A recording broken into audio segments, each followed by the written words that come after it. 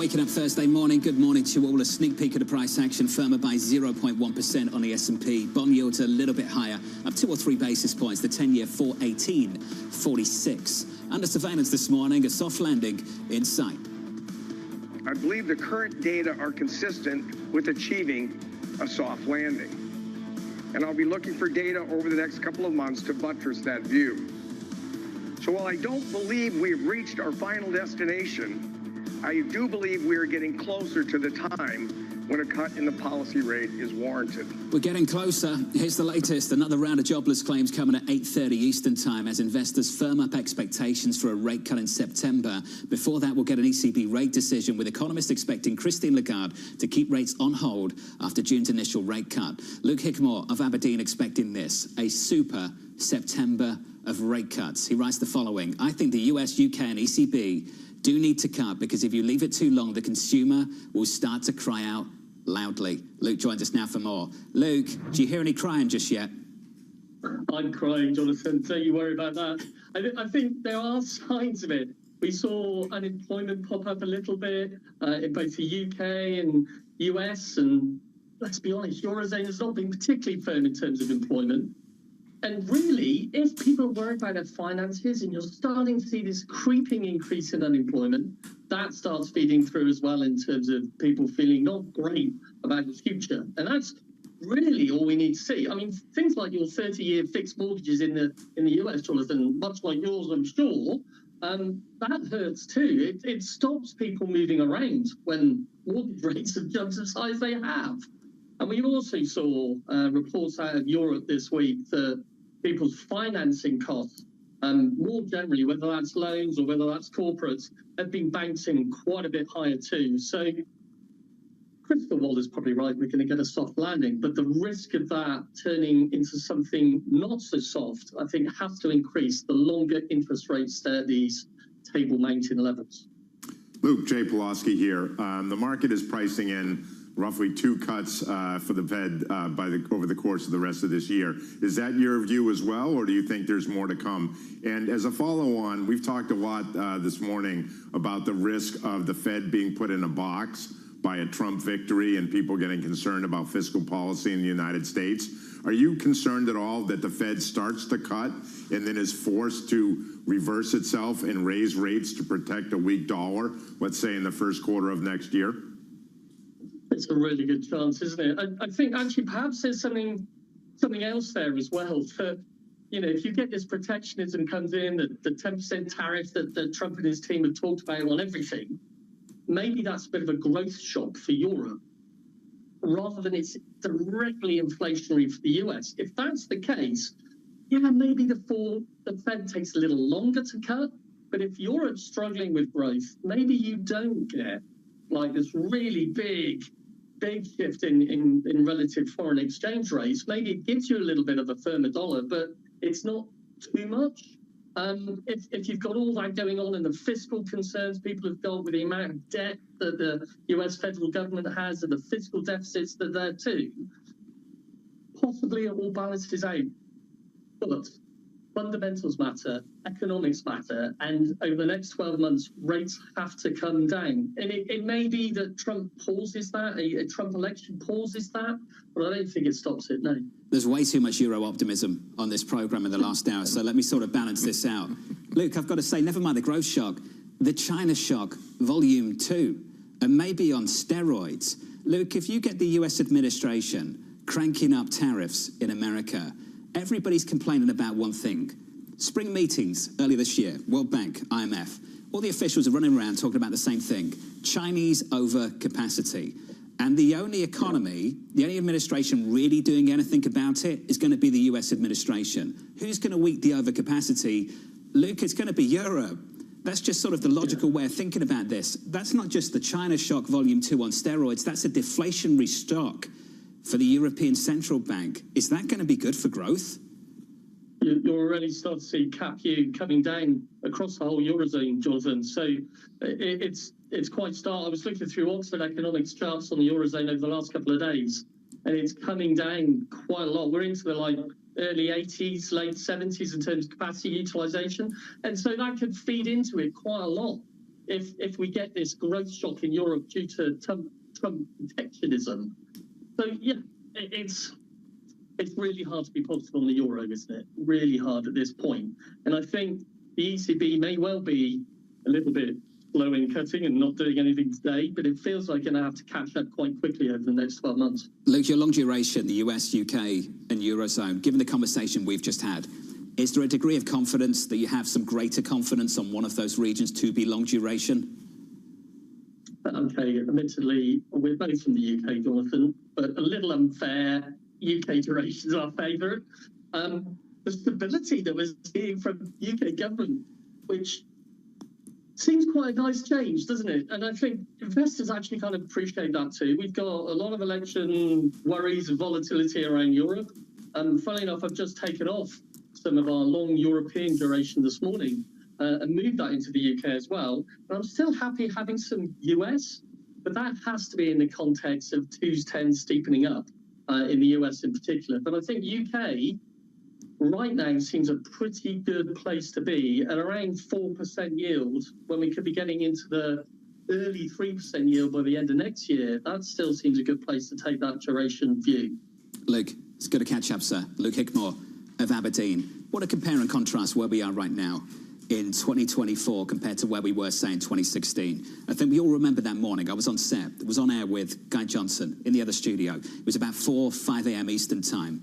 And the former president, Donald Trump, comes out and starts talking about infrastructure spending. And all of a sudden, this market starts to turn. Equity futures start to rally. And it was after months of guest after guest coming on programs like this saying that Donald Trump would be bad for financial markets, and then we absolutely ripped. Jay, let's finish there. Why is it any different this time around? Why is it different in 2024 compared to, say, where we were in late 2016? Well, markets are at all-time highs, right? We've had a situation where stocks have done very, very well. You have the U.S. has been massively owned by foreign investors as well as domestic investors. And so I think you're in a situation where the risks of a problem developing as opposed to a continuation is significant. The way I look at things, as we touched on, right? The U.S., as its economic policy results and policies over the last 3 years post-COVID are the envy of the developed market world. Better growth, lower inflation, better employment, like 1, 2, 3. Okay, so we're in a good situation. The risk of a massive policy shift, which former President Trump, should he get reelected, would engender, I think, is problematic, as we've talked about, several times here. To me, what's interesting is that we wrote our 2024 outlook back in October, right? 4 global macro surprises: lower inflation, better productivity, return to stability, and early cycle. All those things are playing out around the world. And the risk is that the Trump administration, with its policy mix, I think puts a wrench into that whole process and really causes people to reconsider. And if that does turn out to be the case, you have a situation where the U.S. is the most expensive market in the world with the most performance. Just as a quick example, the last 10 years, emerging market equities up 5%, EFA up 30%, U.S. up 175%, right? So the U.S. is on a spike versus everyone else. And as I said before, bond market is in a 2-year trading range. How the bond market reacts here, how the dollar reacts, I think is really going to tell the tale. And it's not, in my view, a constructive one if former President Trump gets reelected. We'll talk to you again before November, but let's do this on election night. Perfect. I think we probably should. I love it. We'll get that intraday chart of futures up and we'll see how this shakes out. Perfect. Jay Pawlowski of TPW. Jay, thank you. Appreciate a very different perspective on things right now. A lot of you I know will take the other side of the trade. That right there is a market. Equity futures on the S&P 500 firmer by 0.1%. Coming up in the next hour on Bloomberg Surveillance, we'll catch up with Tom Kennedy of JP Morgan Asset Management. We'll speak to Tobin Marcus of Wolfe Research, Subhadra Japa of SocGen. There's a lot to discuss. AMH Anne-Marie still with us. She's standing by in Milwaukee, Wisconsin to get the latest from the Republican convention just ahead of an address from the former president, Donald Trump. What a summer already. Where are we? July 18th. We've got a long way to go. 4 more months of this from New York City. Jay, thank you, sir. Appreciate it. The second hour of Bloomberg Surveillance up next.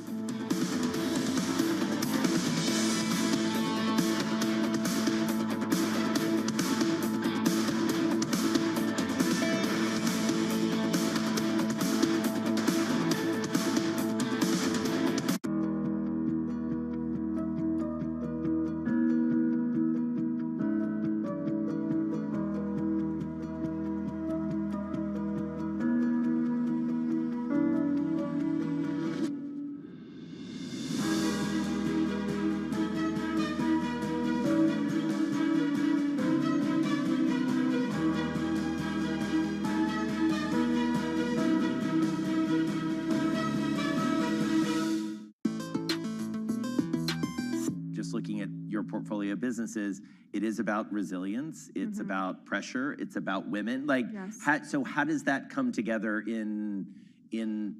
how does it manifest in the deals that you're doing now? Yeah, it's one of the things that I became increasingly passionate about after I retired, was acknowledging the fact that focus and this performance mindset was a huge asset that I had gained and that I had worked on and perfected for over 20 years. And now working through brands and founders, I just recently announced a collaboration with the Amman Hotel Group, where I bring in the best talents in sports recovery and performance mindset in retreats and offering it there to their clientele. Our first one is actually in Phuket in February. So working through what that means, I mean, if you see the stats of Fortune 500 female CEOs, 80% of those women have played sport competitively through their life journey. And all those skill sets that they've built, to me, they were part of this first chapter, right? But how do they now apply to everything else I'm doing? And I'm so curious and interested in how I can bring that to the audience now and make it more mainstream and accessible.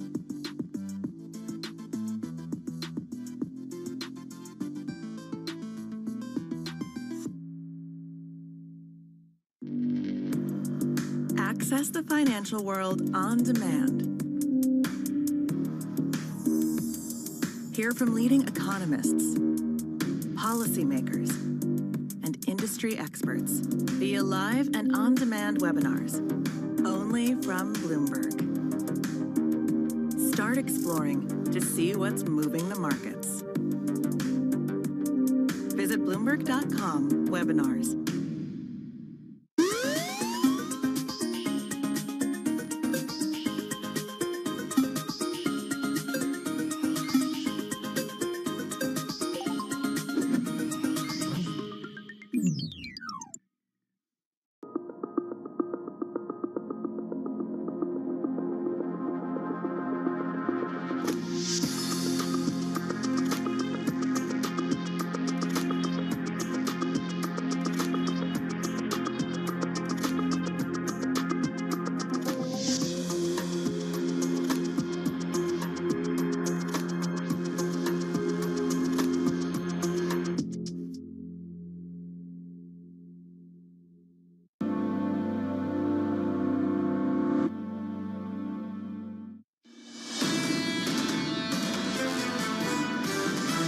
The data is certainly moving in the right direction and cooperating. I think it's not there yet for a July cut, but I do think that for September it's setting up pretty well. We don't think the economy is slowing that much or that quickly that we should be seeing across the board cutting in risk in portfolios. The big risk out there for markets in general is that inflation finds a home, but it's too high. The top priority right now is inflation.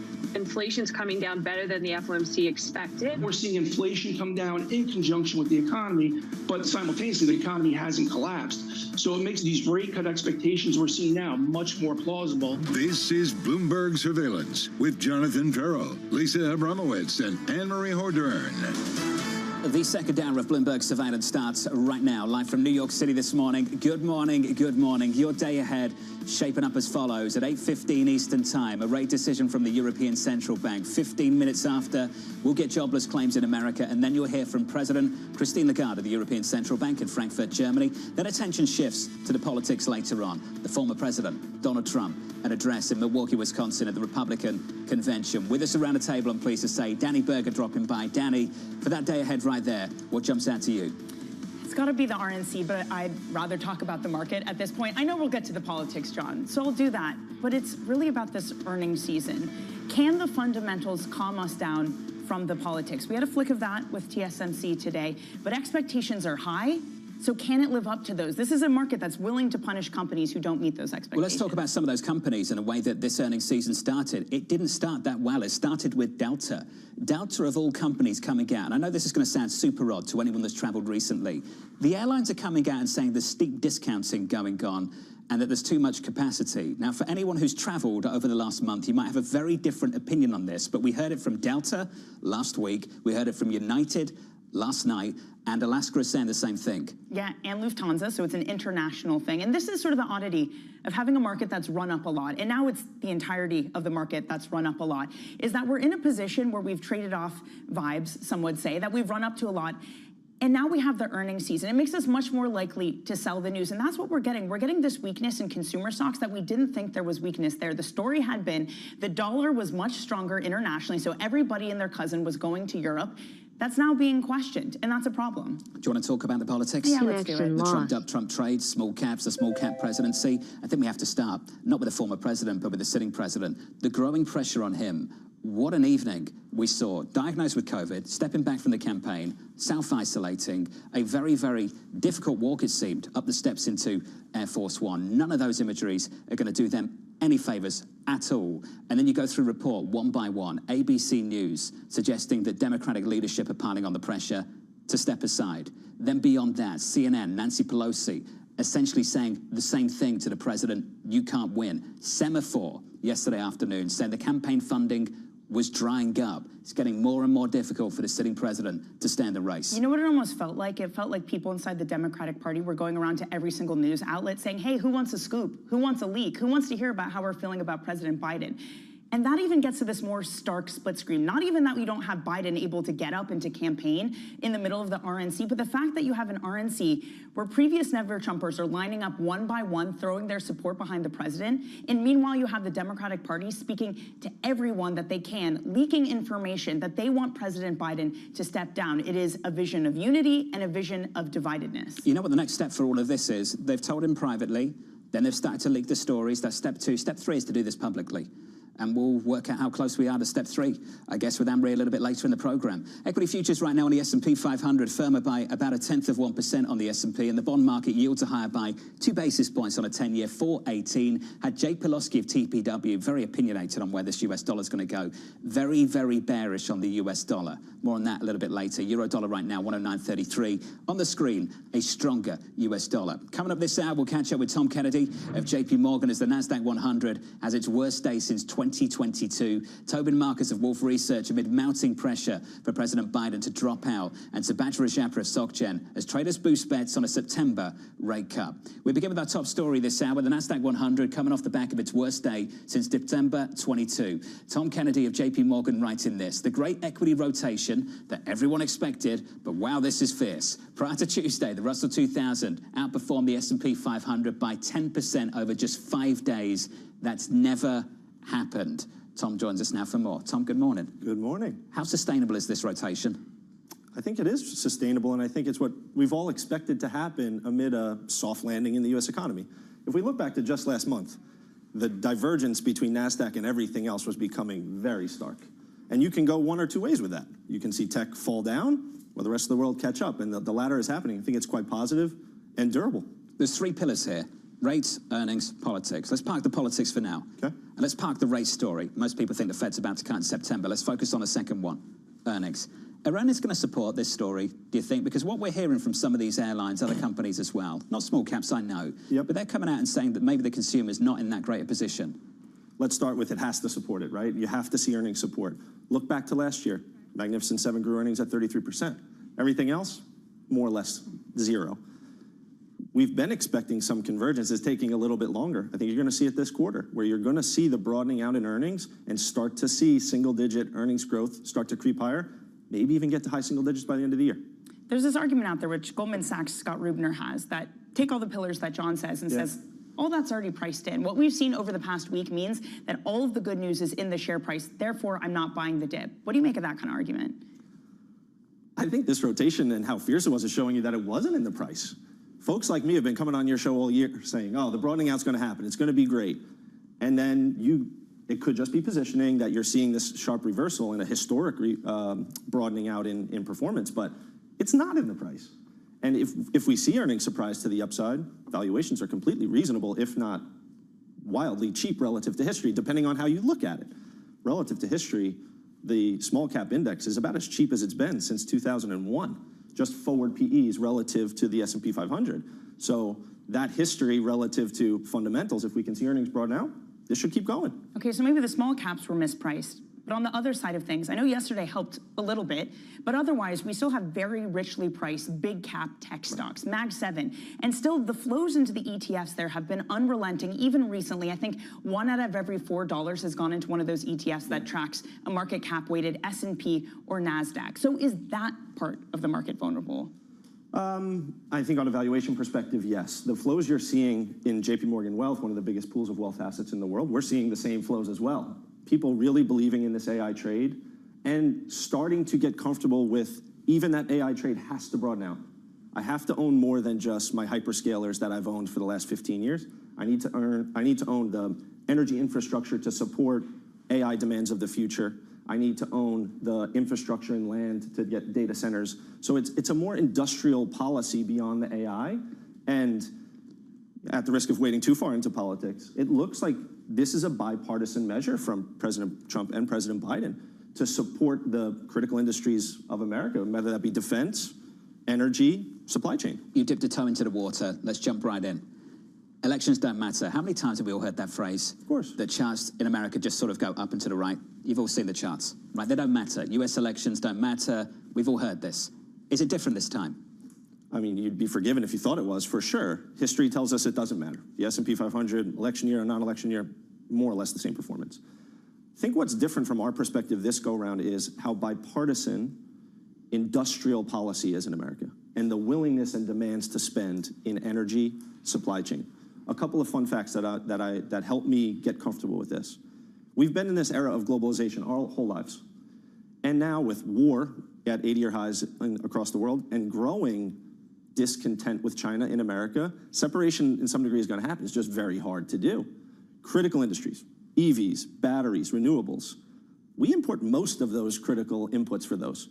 And as an example, 40% of copper is imported into America. That's necessary for AI. The other one, which is, I think, wildly misappreciated, about half of all large cell batteries are imported to America. And you know where from? From China. So separation is very hard. And I think it's why you're getting bipartisan support for this separation, and you're going to need a ton of CapEx to do that separation. So when you use that phrase, bipartisan, it makes me think that we're on this trajectory regardless of what happens in November. Is that how you feel about it? Yeah, that's what we think. Well, if you look back, we've seen both of these presidents before. President Trump favored tariffs early on. President Biden has favored subsidies, incentive-based spending, but recently is announcing tariffs. I know they're small, $18 billion from President Biden. I know it. But it's showing you where this separation is necessary. Again, it's EVs, solar cells, batteries, critical inputs. So it looks like both parties are going to use both tools to get this security that America needs. The thing, though, is that takes time to ramp up. Without question. So what happens when we have this political rhetoric that is extremely hawkish China on both sides, taking action maybe sooner than the industry can meet the demand? Political rhetoric aside, when you're having demand and supply mismatches, prices will go up. And if I can invest alongside a government or even incentivize private businesses that will spend regardless of, say, where interest rates are or where the economy is, I want to play with that. And it's also the last point to round out is this is what people don't have exposure to. It supports the broadening trade, and it's an industrial policy initiative that really we haven't invested alongside for 15, maybe even 20 years. Well, in this market, I mean, stock-bond correlations have been confusing at best, but it has, the traditional is yields higher. It's a problem for equity markets because you have to discount future cash flows. In this scenario, where yields are going higher because there is more spending, the higher deficit, maybe more inflation, is what you're telling me that that's a positive for this market? I think there's just time horizons that are different for that. As you mentioned, industrial policy spend is going to take a really long time. Interest rates have reset. We went through that period where we had to discount those cash flows. It looks like the Fed is going to cut rates amid this cyclical slowdown. No disagreement on what the market price is from us. But over the longer term, I think the way this plays out is it's very unlikely we go back to interest rates that we had post the global financial crisis. And what's normal? What do you think normal is? 3.5. Yeah. You know, I don't think that there's a huge conviction on Wall Street about that, but it is wildly different than what we have experienced.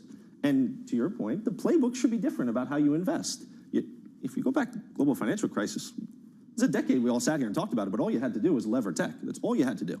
It sounds easy now. It does, but the point to say it that way is that I think a lot of people have that position still on. They have a lot of cash and they have a lot of tech.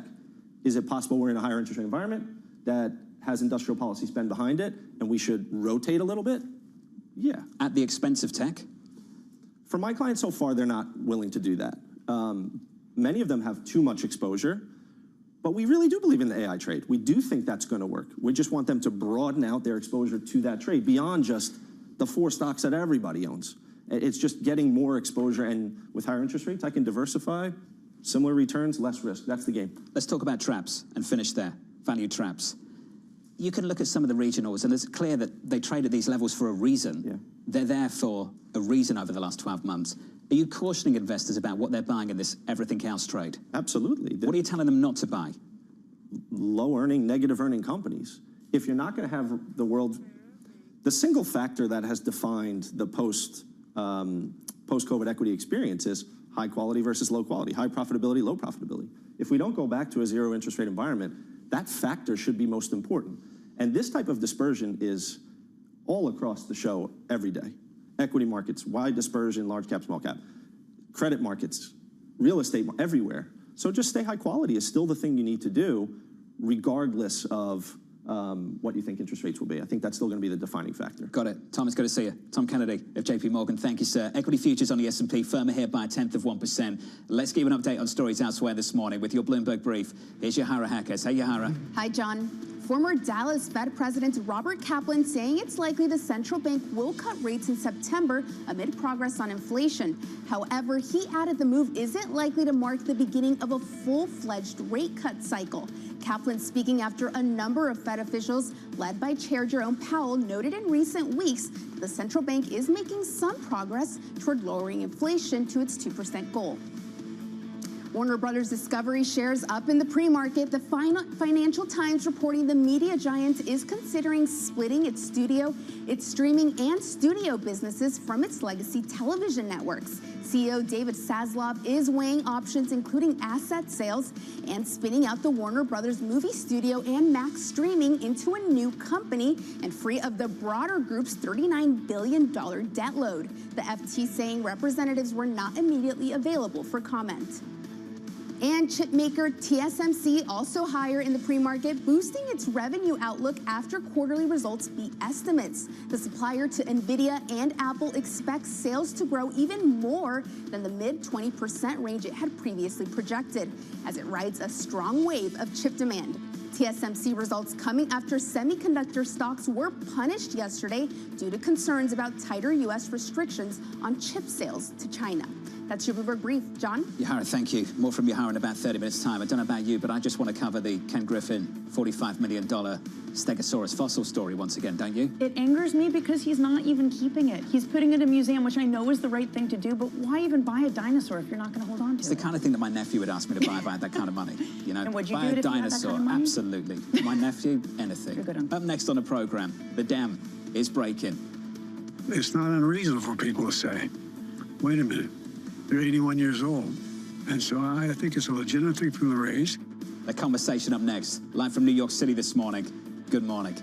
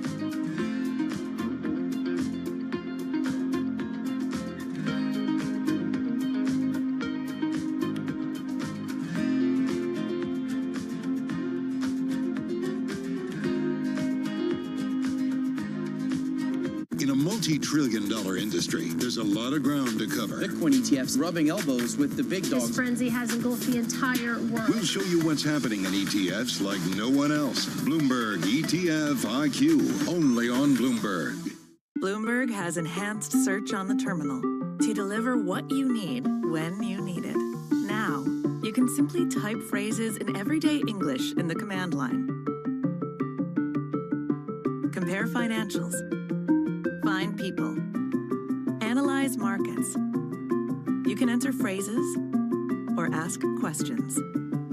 What do you want to know today? Ask a question or visit SearchGo to find answers now.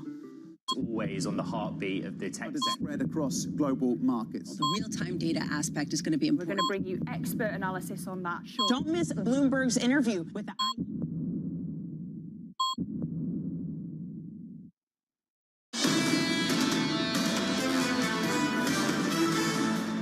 Equity futures on the S&P 500 firmer here by a little more than 1/10%. No drama, nothing like the price action of yesterday. Yields are higher by 2 or 3 basis points. The 10-year, 4.1846. Under surveillance this morning, the dam is breaking. Would you be willing to even look at the idea that if you get in, perhaps in a year and a half or two, you would look to your, in your words, very capable vice president to carry it over the finish line? Well, look, only if I was told that there was some medical condition that I had. It's not unreasonable for people to say, wait a minute, you're 81 years old. And so I think it's a legitimate thing from the raise. That's a shift from the President of the United States. Here's the latest. Top Democrats ramping up calls for President Biden to step aside. ABC News reporting that congressional leaders Chuck Schumer and Hakeem Jeffries have warned Biden that if he stays in, he ruins the party's down-ballot chances. And CNN reporting former House Speaker Nancy Pelosi telling Biden that recent polling shows he can't win in November.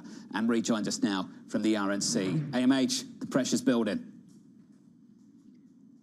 Absolutely. And Jonathan, this is political isolation that the president is starting to feel with those 3 names you mentioned, Schumer, Hakeem Jeffries, former Speaker of the House Nancy Pelosi, very close to the president, all of them basically saying you are going to ruin the chances of down ballot Democrats if we want to maintain any control in this government.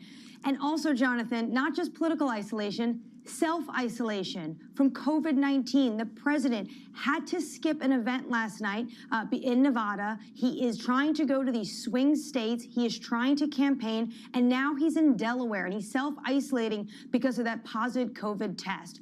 I would look ahead to see what does the rest of the week bring for the president. Who is he going to be speaking to? Is now the time potentially he has a serious conversation with his family ahead of the DNC in August? Here at the RNC, it is not isolation.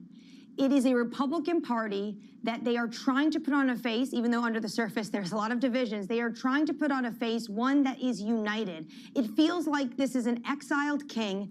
He's come back. He's literally, not figuratively, dodged a bullet over the weekend, and this evening they're going to crown him. Anne-Marie, on the latest at the Republican convention ahead of that address from the former President Donald Trump. Joining us now is Tobin Marcus of Wolf Research. Tobin, the threshold for the sitting president to drop out of the race has shifted. Initially, it was about the Lord Almighty coming down and telling him to go.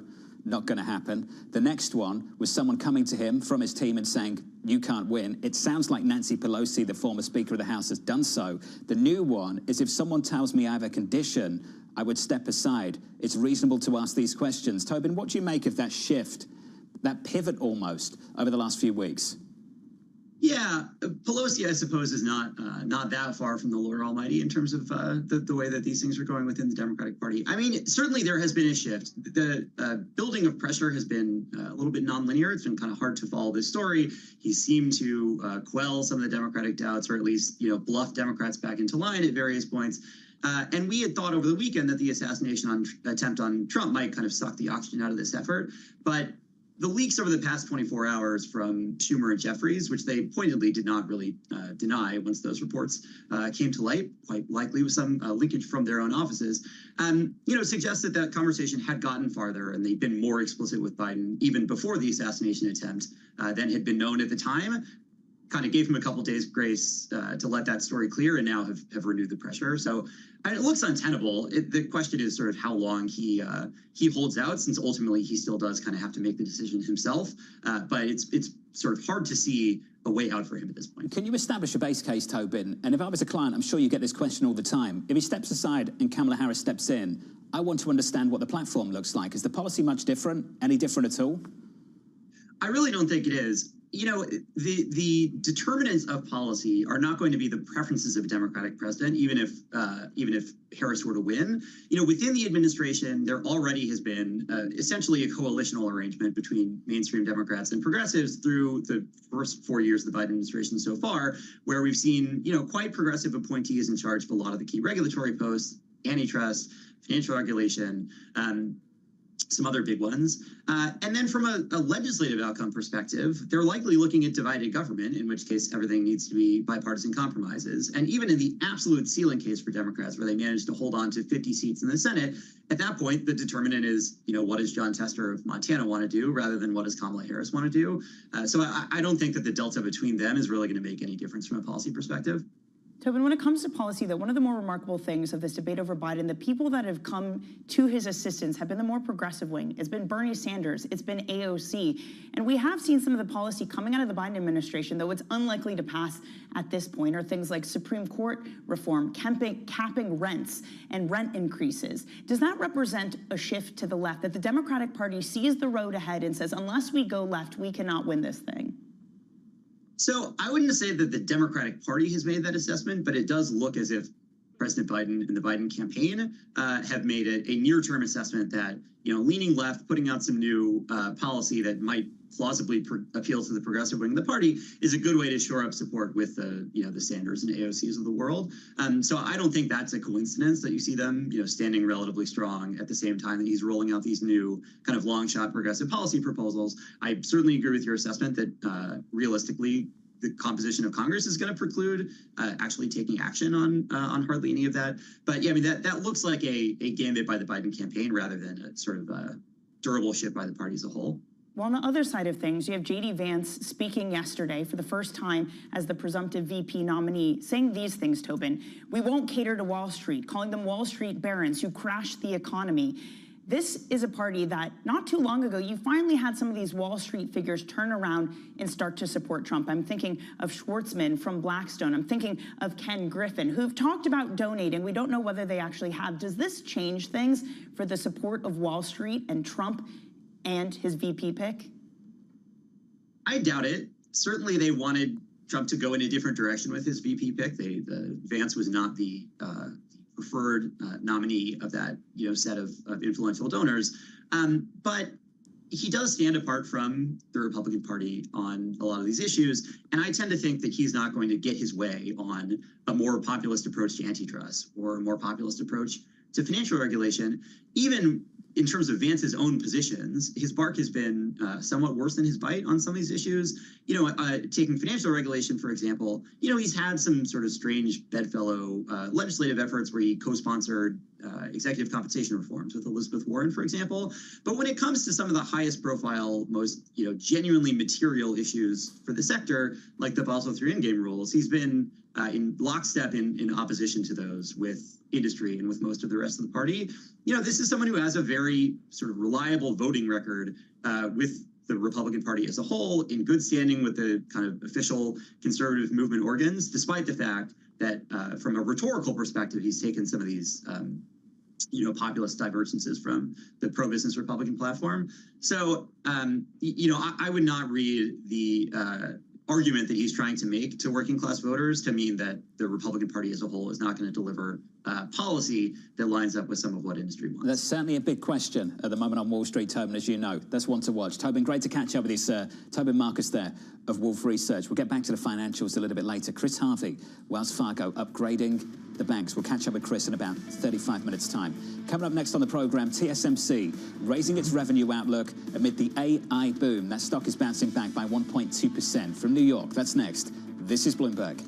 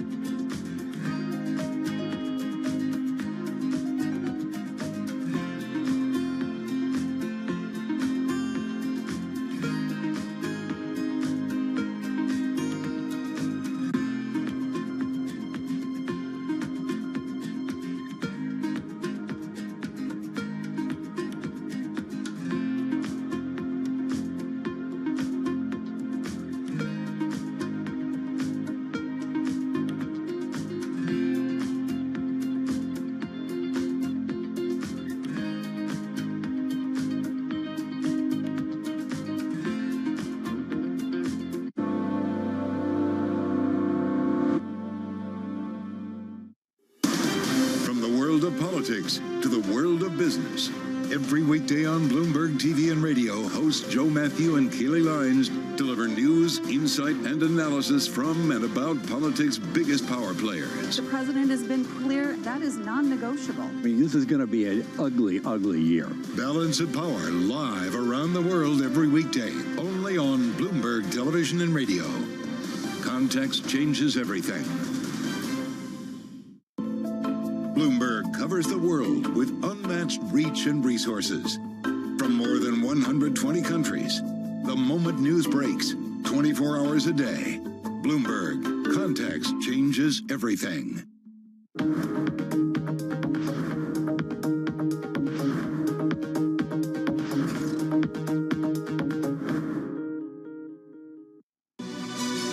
This is Bloomberg News Now. News when you want it at the touch of a button. Another volatile day on Wall Street. We're seeing big moves. All eyes on Capitol Hill as Democrats and Republicans prepare. Today's job numbers casting doubt on the Fed's next move. Inflation remains front and center. And that's news when you want it with Bloomberg News Now. Get it 24/7 on the Bloomberg Business app, Bloomberg.com, and anywhere you get your podcasts. Bloomberg News Now. Context changes everything.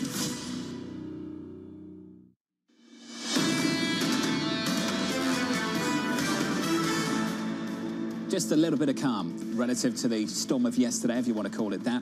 We're pulling back yesterday from all-time highs on the S&P 500. This morning, we're firmer by 1/10 of 1%. The Nasdaq 100 bouncing back by about 1/3 of 1%. Difficult run for the Nasdaq 100. Worst day since December 22 in yesterday's session. Small caps a little bit lighter, softer down, negative by 1/4 of 1% on the session. If you get to the bond market, 2-year, 10-year, 30-year, shaping up as follows. I want to sit at the front end of the curve just for a moment. We're up 2 basis points on a 2-year to 4.46. Jobless claims, Danny, about an hour away. Jobless claims were better than expected last week. We need a repeat of that this week because it wasn't just CPI that encouraged some of this trade. It was the fact that the labor market showed signs of holding up. Yeah, exactly. It's that, soft landing, that you're not going to have non-linear type raises in unemployment at this point. And it's something that powered the entirety of this market. It's something that also powered small caps too, that you could have inflation coming in, but the economy not showing more issue. Of course, where the real stress is starting to show up is in duration, is in the long end. But you have a contradiction. You have concerns about the deficit, but you have a 20-year auction where everybody is willing to buy. Let's turn the page and talk about another contradiction, a point of tension in the FX market. We talked about this yesterday. You've got an administration potentially getting a second term, talking about higher tariffs, but also calling a stronger dollar a problem. Jay Pawlowski was sat in your chair, and I'm sure you heard some of this in the last hour from TPW. I had tons of feedback on some of his comments, and they were taking a very different view of what he was saying. Jay thinks that the US exception that we've seen dominate global markets for much of the last 10 years, the last decade, could be undermined, damaged, destroyed even, by an incoming Trump administration with the policies they've been talking about on the campaign trail. What did you think of that? I really wish I was around the table for that moment. Because, look, I think he makes some great points. My question for him would have been, this is going to be a government that spends a lot. I think we can all agree that.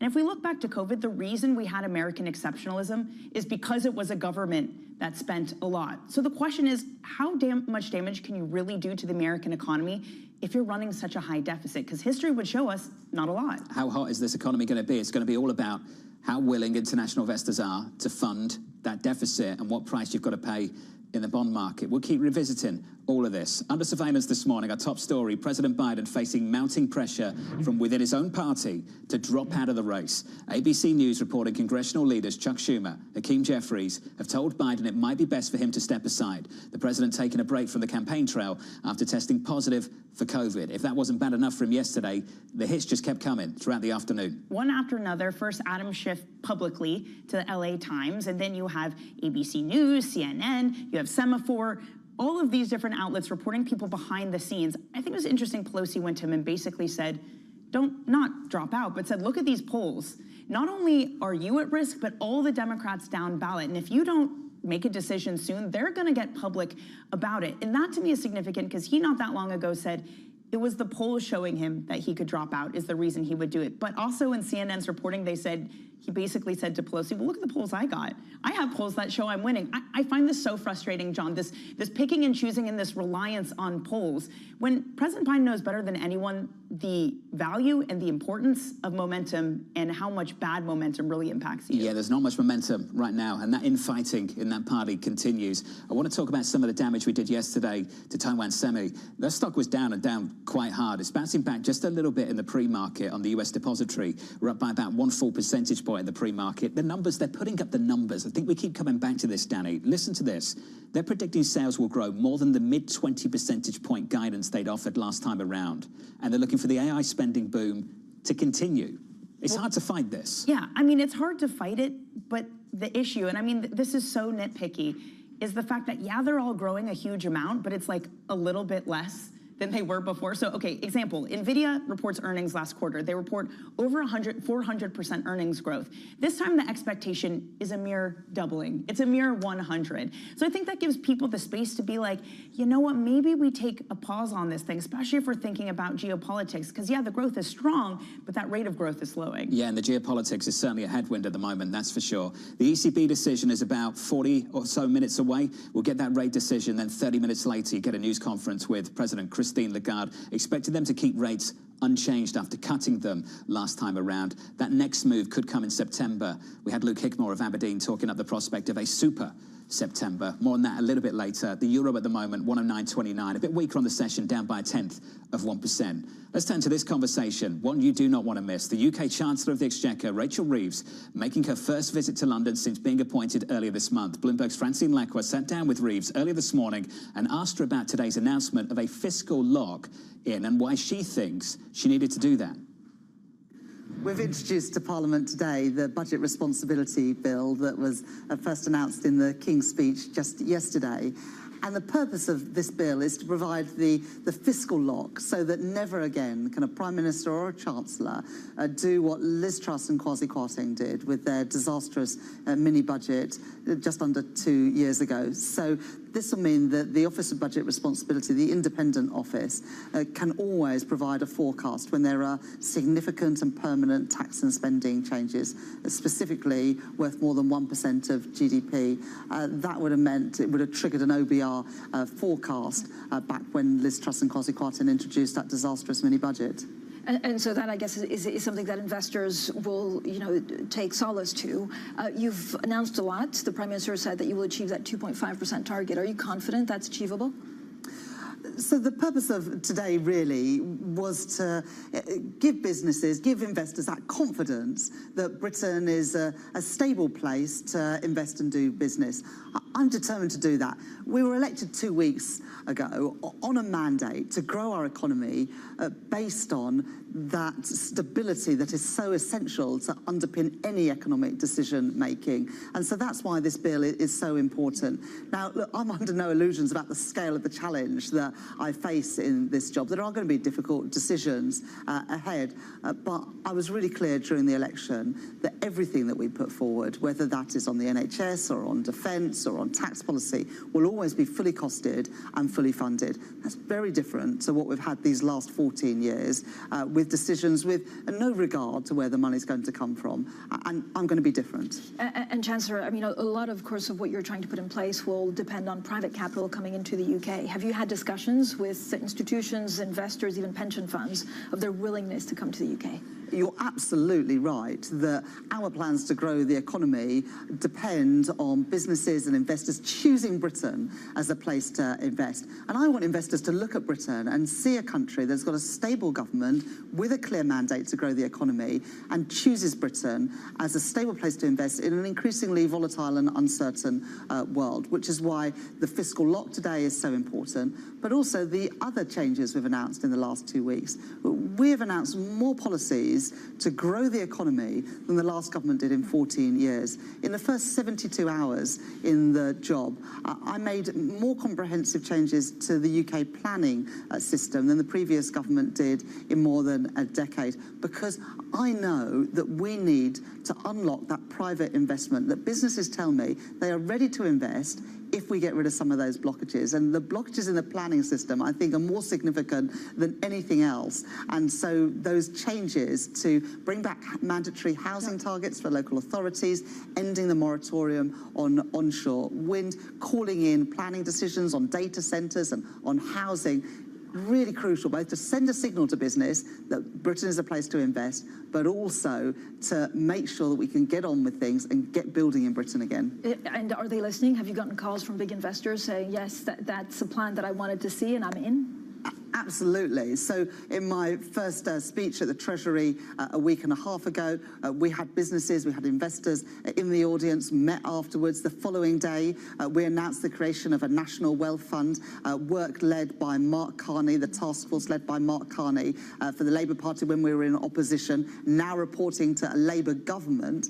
And on that wealth fund task force, we also had Amanda Blank from Aviva, Venkat from Barclays, Antonio from L&G, and other big UK investors.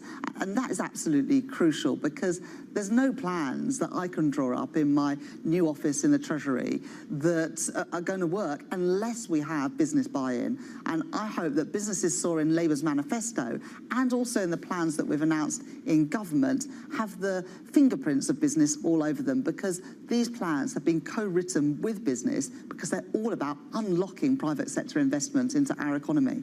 Chancellor, are you considering tax breaks to either boost pension savings or make UK investments more attractive?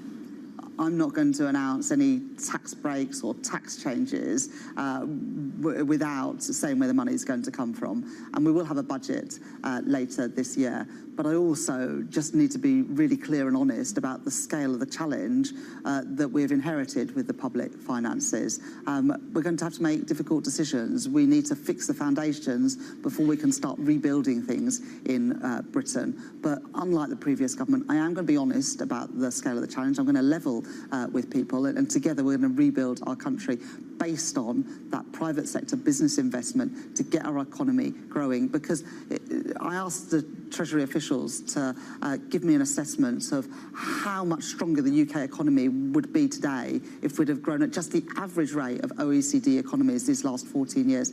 And the answer is we'd be £140 billion bigger today, worth £5,000 for every family in Britain. We have got to grow our economy. It's the only way to improve living standards, keep taxes low, and have the money that we need for our dilapidated public services. Just a fantastic exchange between Bloomberg's Francine Lacqua speaking with the British Chancellor of the Exchequer, Rachel Reeves there. It's amazing how we're still reflecting on what happened with Liz Truss and Kwasi Kwarteng. We talk of Germany having a debt break. It feels like the whole continent have this self-imposed debt break now, following the difficulties that Truss had and Kwarteng with the bond market. You can even see those echoes of Liz Truss in the King's speech, where one of the things that they introduced was giving the Office of Budget Responsibility more power, kind of to say, hey, we don't want to do the same thing that happened with Liz Truss. But you can hear in Rachel Reeves' really careful language. Any type of spending she talks about, she's really hesitant to talk about tax cuts, because again, she doesn't want to upset this bond market. You really get that feeling that she's being so careful. Fiscal discipline, rolling out the red carpet for private capital. It's early days, but at the moment, just that alone, that sounded like a Conservative chancellor, didn't it to you? It did, absolutely. This is not Jeremy Corbyn's Labour Party anymore. Not at all. So far from it. The fact that they want private investment to whip up growth, again, that's not something you'd usually hear from Labour. And I keep saying it's early days. I think we've got to wait to see what tax policy really looks like before we can make definitive conclusions about what kind of leadership we're going to see here. That story available to you on Bloomberg.com and on the Bloomberg terminal. Watch that full interview with Francine and the Chancellor of the Exchequer online and on the Bloomberg terminal. Let's give you an update on stories elsewhere this morning with your Bloomberg brief. Here's Yahara Hackers. Hey, Yahara. Hi, John. Shares of Domino's Pizza falling in the pre-market after second quarter sales fell short of estimates. The company's results showing that discounts and new product launches have not been enough to attract value-seeking diners. The restaurant chain is also suspending its long-term guidance of adding 1,100 global net stores annually. United Airlines reporting that third quarter profit will fall short of Wall Street estimates. The airline saying adjusted earnings will be up to $3.25 a share in the current period. That's less than the average $3.38 analysts were expecting. United echoing rival Delta, saying that low-cost carriers are slashing prices as they try to fill excess seats this summer, and they say that is weighing on the entire industry. And Boeing's largest union voting to authorize a potential strike as contract talks enter a crucial phase. The International Association of Machinists and Aerospace Workers, which represents about 32,000 Boeing mechanics in Washington and Oregon, took over the Seattle Mariners ballpark on Wednesday in a move intended to showcase union solidarity. The union saying in a statement that its largely symbolic vote to strike passed with 99.9% support. The current contract is set to expire on September 13th, and the union will vote again once Boeing makes its final offer. That's your Bloomberg Brief. John? Yahara, thank you. More from Yahara in about 30 minutes' time. Up next on the program, betting on September. I think whatever happens, the Fed is planning and gearing up to cut rates in September. It won't move in July, but they'll move in September. We'll talk about September up next on the program, live from New York. You're watching Bloomberg Surveillance.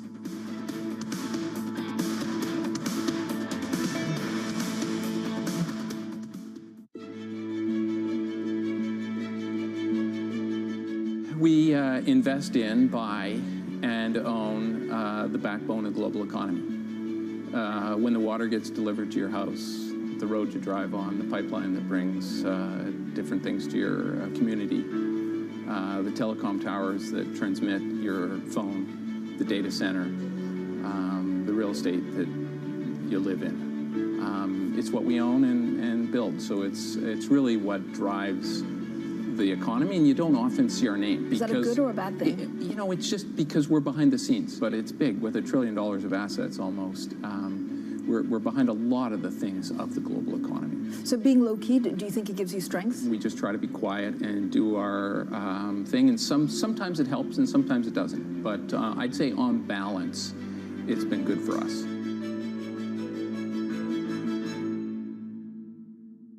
Welcome to the world of decentralized finance. With the surge in Bitcoin, you have crypto stocks also surging. Bloomberg's covering all things crypto, the people, This is a political attack, and we must hold our elected officials accountable. the transactions, Really a record-breaking moment. Bitcoin is the exit strategy. and the technology. Awareness is going to grow, and these things grow the overall industry. Crypto as an asset class is here to stay. Bloomberg Crypto, only on Bloomberg.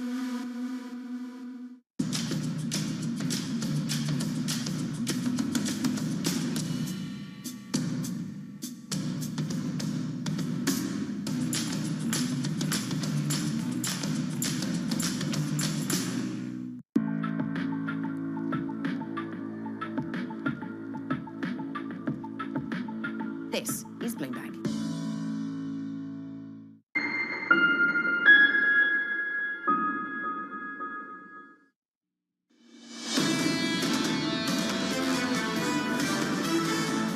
In about 30 minutes, an ECB rate decision. 15 minutes after that, jobless claims, and then 15 minutes after that, a news conference with ECB President Christine Lagarde. That's about 60 minutes away, so that's quite an hour coming up for you. Equity futures at the moment firmer by 0.1%. The euro a little weaker, 109.29. Under surveillance this morning, betting on September. I think whatever happens, the Fed is planning and gearing up to cut rates in September. It won't move in July, but they'll move in September. The Fed, though, its path, I think, for September is pretty clear. I think there's a good chance they could do one more cut in December. If new policies come out, it'll take some time for them to digest those, and that may affect their next decisions. It's a difficult one. Here's the latest. Investors gearing up for another busy day of Fed speak as a growing chorus of officials signal they're moving closer to cutting interest rates. Subhadra Jayapura of SocGen writing this. While recent data is supportive of rate cuts sooner than we anticipated, the market might be getting ahead of itself, pricing more than 3 cuts by January and nearly 6 cuts by the middle of 2025. Subhadra's with us for more. Subhadra, good morning. Good morning. The official house call at SocGen was no cuts this year. It feels like September might happen. Before we get there, I want to talk about the bigger view from you and the team. Challenging really this view that once you start, they keep going. What's the pushback to that? The fact that the data has been relatively strong, right? It's something that the Fed has to kind of recalibrate as we go along. If you listen to what Fed Chair Williams, the New York Fed president said, he basically said that that they're trying to move into less restrictive policy. So they're not really talking about embarking on a very aggressive path of rate cuts or even any sort of a cadence of once a meeting or once a quarter. So they're going to be very, very data dependent once they start. So, kind of drawing the analogy with the ECB, they cut rates in June, and Sakchen rightfully called it a data independent rate cut. So, again, coming into the end of the year, they're going to be faced with questions about unit labor costs and how the data is progressing. So it's not certain to us that the ECB is going to be cutting every meeting. So the Fed might very well be in the same situation where they're going to have to recalibrate as we go along as they move away from restrictive policy. There might be something else they need to consider as well. And Robert Kaplan talked about it. If you're a current Fed official, you won't touch this subject. Former Fed officials can dance around it a little bit more, I guess. If new policies come out, it'll take some time for them to digest those, and that may affect their next decisions. How important is November as a date for how you think about 2025? So the November elections, I think, are very, very meaningful. I think that after they cut in September, it'll be interesting to see how they message their policy path from there on. The market, I think, is aggressively pricing in for several cuts between now and January. That feels like it's a little bit too much. But really, the outcome of the elections, I think, are going to be very key on how they think about policy after November. So the Trump administration is talking about higher tariffs. The debt and deficits picture is something that they're going to be very focused on as well. So it's something that the Fed is going to have to pay more attention to. Is not just the monetary side, but also the general trajectory for the fiscal side of things. It's interesting because both the ECB and the Fed have had calls of being political, different flavors. For the ECB, it's that by cutting, you're acting as a kingmaker. You're letting these governments come in, run really high deficits, and again, you're saving them by cutting. If we're in a position where in November we get a Trump presidency, and we know that's going to be the policy, we know the deficit's going to be higher, and the Fed is still cutting, is that a problem? Are they doing the same thing that's accused of that the ECB is being accused of doing? So, the trajectory for debt and deficits is quite dire. Regardless of who gets elected, whether it's Trump or Biden, I think that's something that the next administration is going to have to address. So it's not really the purvey of one party or the other. I think that's why I think it makes it very tricky for the Fed to be able to cut rates, in an environment where debt and deficits and long-end yields could potentially rise if the market and the bond vigilantes start to kind of push back on the narrative that's put forth by the administrations that come to power. So I think that they're going to be very, very careful about policy adjustments. It's going to be more about moving away from restrictive policy as opposed to embarking on several rate cuts. I mean, the last leg of inflation is going to be kind of tricky. Again, you're talking about inflation getting from 3% to 2%. That pathway is probably going to be a lot slower than people anticipate. So the first rate cuts, will kind of signal that they're willing to do more. But whether they deliver on that really depends on the data. That idea that you mentioned, that the bond vigilantes are going to come in if there's government spending that they don't like. To your point, we already know there's going to be a lot of spending. And with that backdrop, sure, there's been some curve steepeners, but we still get a 20-year auction yesterday that's absorbed really well. There's clearly still demand for duration. So how big of a risk do you actually think that is, that at some point this bond market might try to punish too much spending from the government? So at an environment where the data is starting to weaken, you are going to see the market rallying and bond yields coming down. If anything, I'd say in the last 3 to 4 weeks, what we have seen is the market kind of getting ahead of itself, pricing in the Trump trade, the 530s part of the curve steepening out quite meaningfully. And in the last week, I'd say there's been a little bit of a rethink and profit taking on those trades. And as the market positions for rate cuts, you're going to see that decline in yields heading into the elections. This has been our call all along, is that 10-year yields will start to decline. We'll get 10-year yields around 4% by the elections or the end of the year. And then after that is when you'll start seeing the sell-off led by the back end because of debt and deficits. There's really not any willingness on either party to really address the debt and deficit issues. And there's not really that much room, I would argue, for cuts in spending.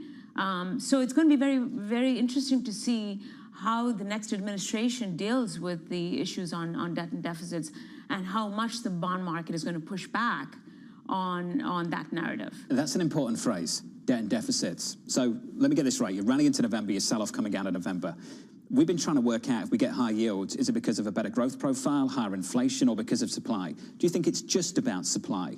Or do we get a higher bump of inflation as well? Do we get higher interest rates from the Federal Reserve too? How do you think about those other parts of this? So I think it's going to be a combination of factors, John. And I think you're right to point out that part of that could be because of the stimulative effects you're getting from rate cuts. So if the market starts to look towards, especially at a time when the economy is relatively strong, this is a very unusual cycle. At least in my career, I haven't seen one where the Fed is cutting rates to get policy out of restrictive territory and not cutting rates because we're heading into some sort of a crisis or a meaningful recession. So in that sort of context, they have to be very, very careful. If they cut too aggressively, that could again lead to froth in the market. We've already seen an easing of financial conditions. If you look at the equity market, it's extraordinarily, it's performing really well. Credit spreads are very, very tight. So you're looking, and the dollar is very strong. So all of these metrics lead us to believe that financial conditions are easy. So they have to be careful about cutting and not causing financial conditions to ease further.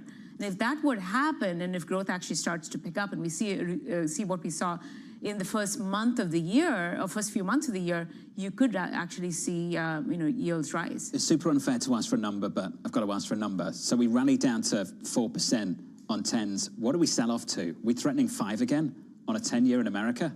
Probably, at least our forecasts are for 10-year yields getting back towards 4.5% by the middle of next year.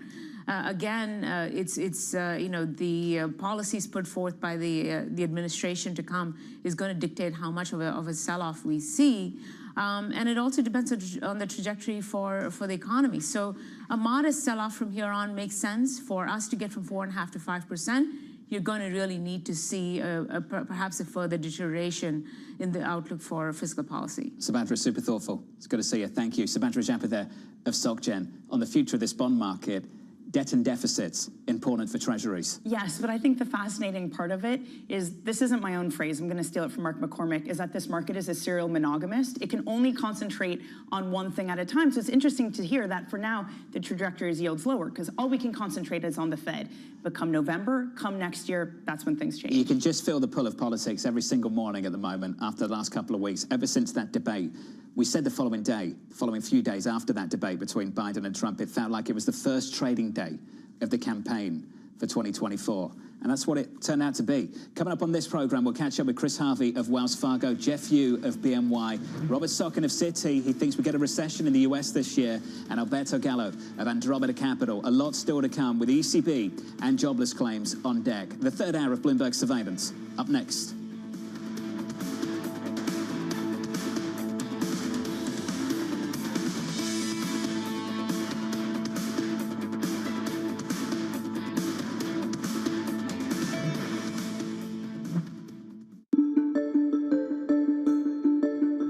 Of 2019, you surprised the business world by stepping down as the CEO of SAP, a very, very large company whose value had more than doubled during your co-CEO position and CEO position. And you took a position with a much smaller, less known company, ServiceNow. Usually people, when they leave a job, they go to a bigger company. Why did you go to a smaller company? Well, I saw the future and where it was going. First of all, I want to say I had a great run at SAP, and it was a pleasure taking them from 39 billion to 163 and really inspiring lots of people and customers, and it was a wonderful experience. But after 17 years, nearly 10 as CEO, I was ready to do something different. And when I saw ServiceNow in the marketplace, I knew what it was, and I knew what it could do. And I knew with my background, I was a pretty good cultural fit for what ServiceNow needed to scale it. So let me ask you, what does ServiceNow really do? Tell me in simple English language that everybody can understand. What do they actually do? 40% of the CEOs say today if I don't digitize my operations, my company will no longer be viable in less than a decade. So we were the IT backbone for companies all over the world. How do they manage their assets, run their operations, secure their operations, all things digital having to do with IT.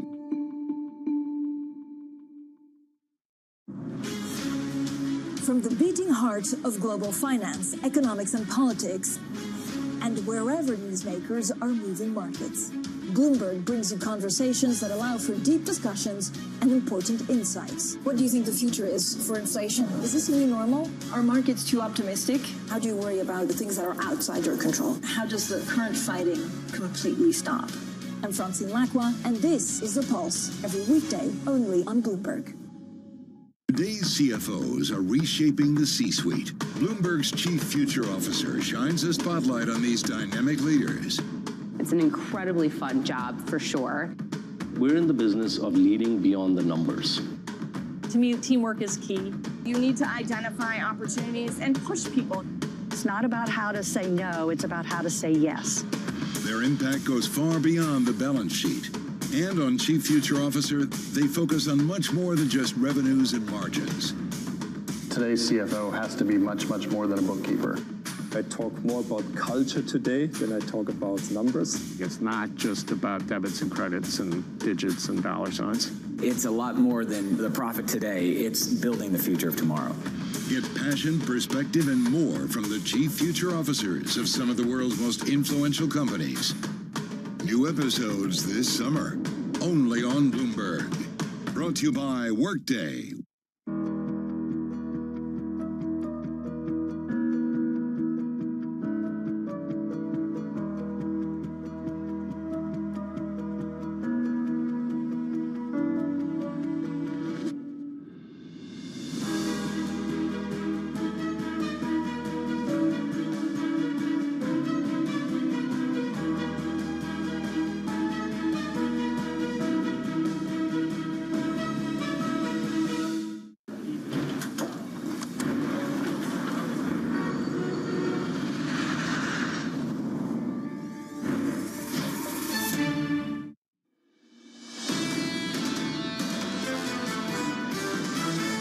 Is well ahead of the Fed. This is clearly what's propelled a lot of the small cap optimism. These are the other groups that are going to benefit from interest rates starting to move lower again, and investors are going to see there's going to be an opportunity there. The Fed does not have to deliver those cuts. It just has to get the market thinking, hey, the Fed's moving that direction. It's not just inflation that's driving cuts now.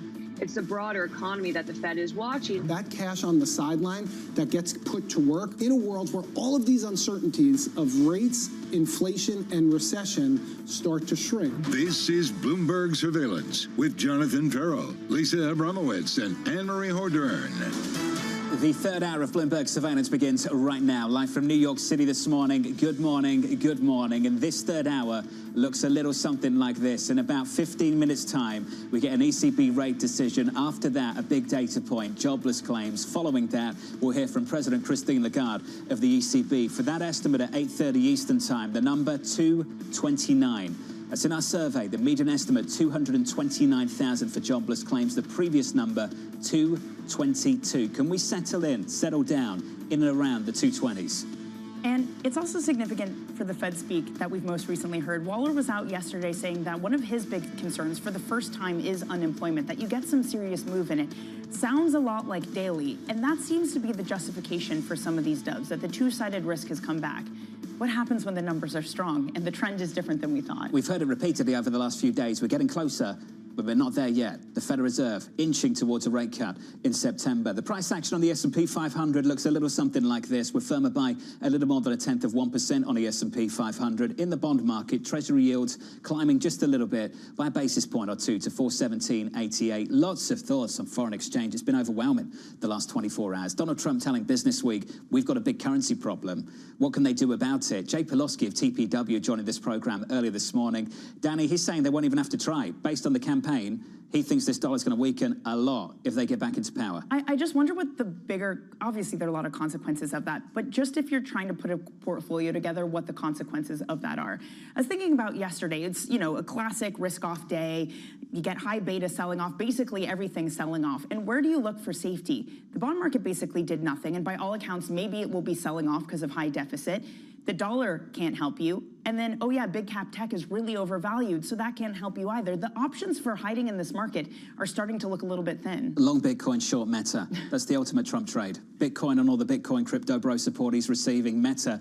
How many times have they thrown mud at Meta, Facebook, Mark Zuckerberg in this campaign over the last few months? To the point where Trump told Business Week that he wouldn't have TikTok banned because it would benefit Meta because everybody goes there. But John, people didn't feel uncomfortable going long NVIDIA. I don't know how comfortable they're going to feel about Bitcoin being their trade. Just to be very clear, that's not my trade, not a trade recommendation. Chris Harvey makes those. He's joining us in just a second. I'm not saying he made that one either. You get the picture. Coming up, Chris Harvey of Wells Fargo on the Trump trade, just not that piece of it. Jeff Yu of BNY reacting to the ECB rate decision, and Rob Sokkin of Citi on why he's expecting a recession this year. We begin with the big issue. It's the Trump trade. Chris Harvey of Wells Fargo saying this: what looked like a pop last week has indeed become a rotation driven by Trump's polling and policies. We are confident regulatory pressure has crested and we upgrade banks to outperform. Chris joins us for more. Chris, it's good to see you. It's good to see you. This is a change for you in a short amount of time as well. It is a change, right? We didn't expect what happened this weekend to happen. And what that did, it made the probability of Trump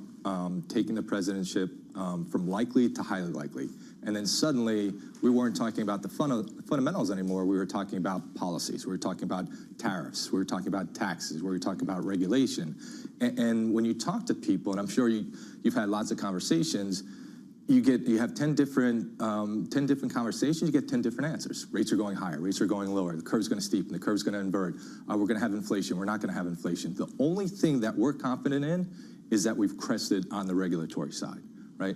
It was already occurring with some of the things with Basel III, it was occurring with Chevron, but now that it looks like the Trump administration is going back in, it is something that we think is long and exploitable, which was a catalyst we needed to upgrade banks. How broad is this bank's call? Is it large caps and regionals, one or the other? It's starting with large cap, but really we like the banks, we like the financial space, and the regulation is going to help the group across the board. It's going to help multiples, right? Ultimately, I think it's going to help earnings as well, but the issue is that it's multiples and you can start to price that in, and it's already beginning. We can talk as much as we want about trade and tariff, but the regulatory environment is already changing. So having a vice presidential candidate who talks about Wall Street barons, saying he won't cater to Wall Street, do you just write that off as campaign rhetoric? I wouldn't. No, I wouldn't write that off as campaign rhetoric, right? There's going to be a lot of push and there's going to be a lot of pull. J.D. Vance is new to the platform, and so there's going to be some, I think there's also going to be some growing pains, and he has some very strong opinions. I don't dismiss that, right? But what they talk about and what I think is going to come through and is coming through is it's America first, right? And so it's domestic companies over global companies. There's a talk about being pro-cyclical, and so it's more about economically sensitive names, at least in the short term, than your growth names. And also with the regulation, it's more about the capital markets, whether it's companies with M&A or IPOs, or just multiple reevaluation across the financial and banking space. In that trade of American companies versus abroad, full on display yesterday where you get the TSMCs of the world, those chip makers abroad falling, and Intel does fine. It kind of trades water. Does that kind of rally have legs? So yesterday was a really interesting one because you're right, everything went down. And so there wasn't a whole lot of discrimination. And if you look across tech, there's certain tech, more so on the hardware semi side, that you would punish or weigh on a little bit more than you would on the services and software side. But everything went down. And I think it's just going to take a while for the market to really discriminate. And the other thing is, we saw this last time, we're going to have a number of iterations. There's going to be a number of things out in the public that we talk about. It's going to be 10%, it's going to be these companies, it's going to be that this industry, and it's going to change over time, and the market's reacting. But what the market is saying is, hey, we went from a likely change in administrations to a highly likely change in administration. And the views here are much different, so we need to price those in. Just to get a bit of nuance from you and pin you down a little bit, what is the difference between sort of this traditional rotation and a pure Trump trade? What's the difference between the two? So traditional rotation, so I think there are two things. So last week, what we were saying, and we were wrong about this, hey, the rotation is not going to happen because it's not fundamentally driven. The fundamentals just aren't there, right? Because what we're seeing is, if you look at surprise indices, they're rolling over, right? If you look at the reaction to bad news, companies are reacting poorly to bad news. But then you had the weekend, and all of a sudden, the political environment just changed, right? And this week, it was all about, or almost all about, the political. So I think the only thing that's really long-tailed in nature are things that touch that regulatory environment.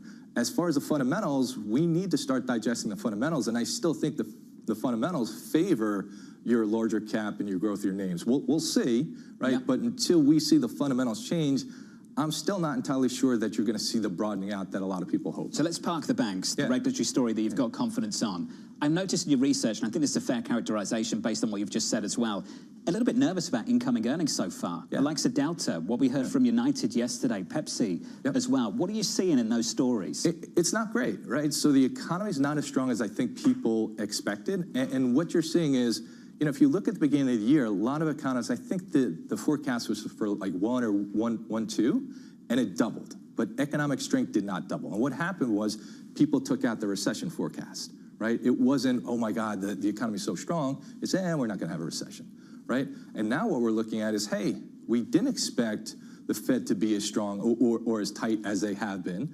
And that's starting to eat into the psyche. What's also happening is you're having inflation fatigue. And you're also seeing that companies have been pushing price, and individuals are beginning to push back, right? And so now you really can't have, and what we say is the economy is not going to bail you out. People think the economy is accelerating. I just don't see it. And so we need things to slow down. And what we've had is we had a bump because of the Trump trade, but it's really not supported by the fundamentals. But there are people who say it's not the economy that's going to save us, it's the Fed that's going to save us. And we're going to get some Fed cuts, rather, and that means that for these small caps that have floating rate debt, they're all going to be saved. Yeah, fair point, right? So we were oversold, we had an oversold bounce. Now, this is probably the oddest easing cycle I've ever seen, right? Typically, when you enter an easing cycle, things are really bad. The Fed's cutting because either there's a liquidity issue or the economy's slowing down. Here they're just saying, hey, we're going to start cutting. So how are they going to cut? 25 basis points here, 25 basis points there. Is that really aggressive enough to change the economy? I don't think so. Is that enough to change an oversold condition to something a little bit better? Yeah, I think so. But until you see the economy starting to reaccelerate, it's really hard for those smaller cap companies that have a tremendous amount of balance sheet and operational leverage to outperform for a sustained period of time. Mid-cap growth. You've heard some of the simplistic sort of commentary we've heard over the last couple of weeks as well, which is sort of buy everything else, leave big tech behind, buy everything else. Right. Can you tell us not just what you want to buy, banks, what wouldn't you touch? What would you tell our audience this morning as everyone gets wrapped up in the everything else rally? What should they avoid?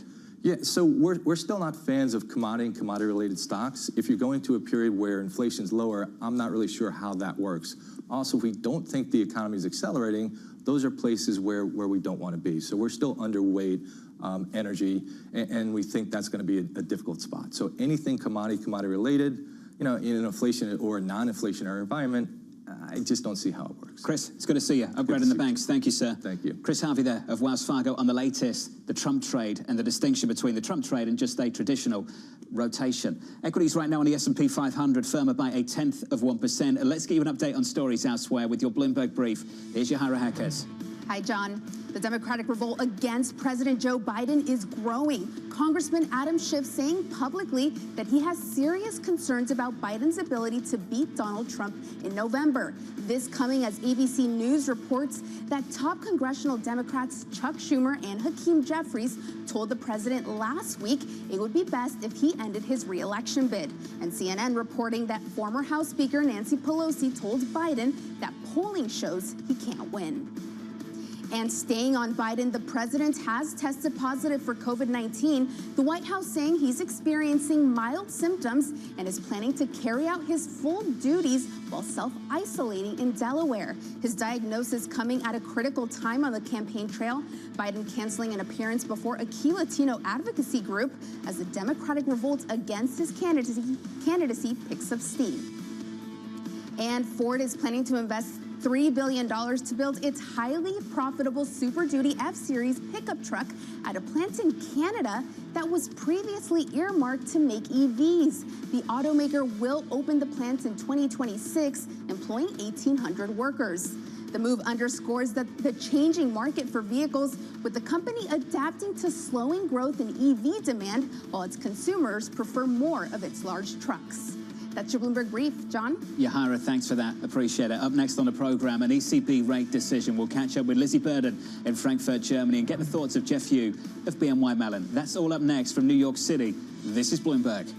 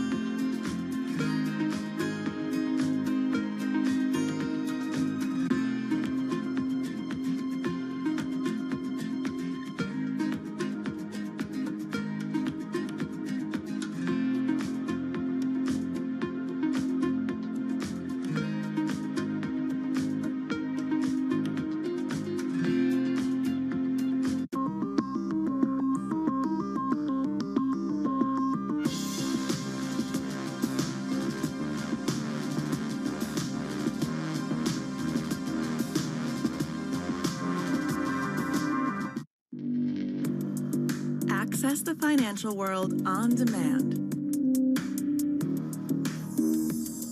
Hear from leading economists, policymakers, and industry experts via live and on-demand webinars, only from Bloomberg. Start exploring to see what's moving the markets. Visit Bloomberg.com/webinars. Or other authorities. Could face bigger challenges. Britain's next was going to keep reading World Cup. This is a three. As the economic picture. Covering the intersections of Hollywood, Silicon Valley, and beyond.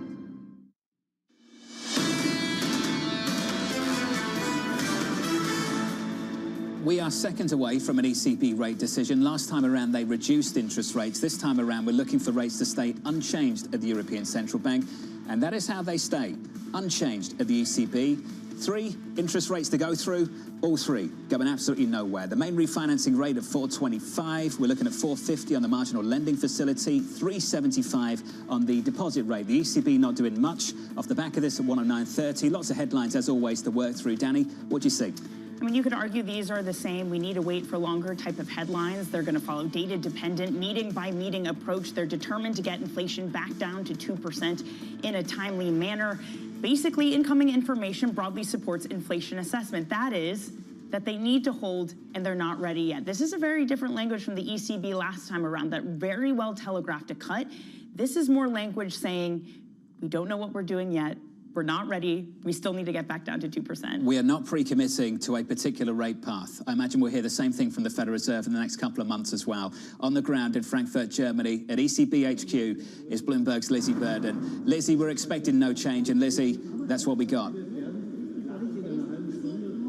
Yeah, summer vibes in Frankfurt, John. You know the Europeans like a long summer holiday, not to rub it into the two of you, but This is exactly what was expected. You had all of the economists in our survey saying that there'd be no change today because in September, of course, they'll have 2 more CPI prints, more wage and productivity data. They'll know what the Fed's doing and they'll know how the French politics is going to shake out. So you're right, Danny, to identify that this is a cautious ECB. They learned their lesson after June, that June cut.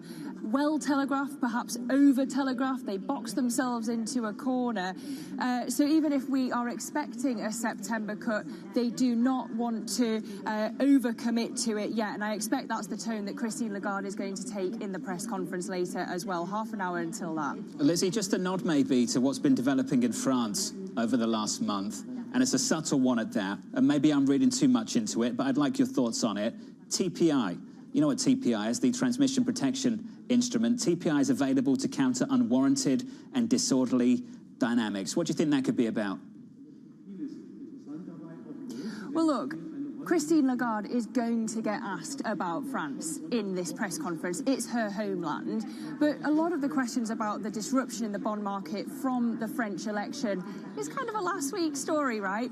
And we saw in the bond auction this morning that actually there is good demand in France. So it looks as if there isn't going to be a huge ruckus for the ECB to have to deal with.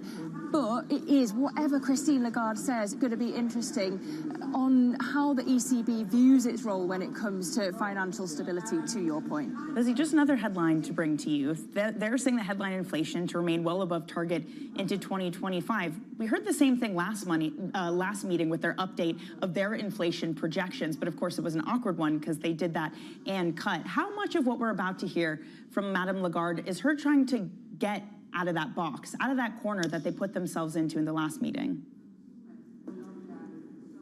Well, we have actually a really great story on the terminal about the question marks around these forecasts because of the heavy reliance on productivity to make them come true.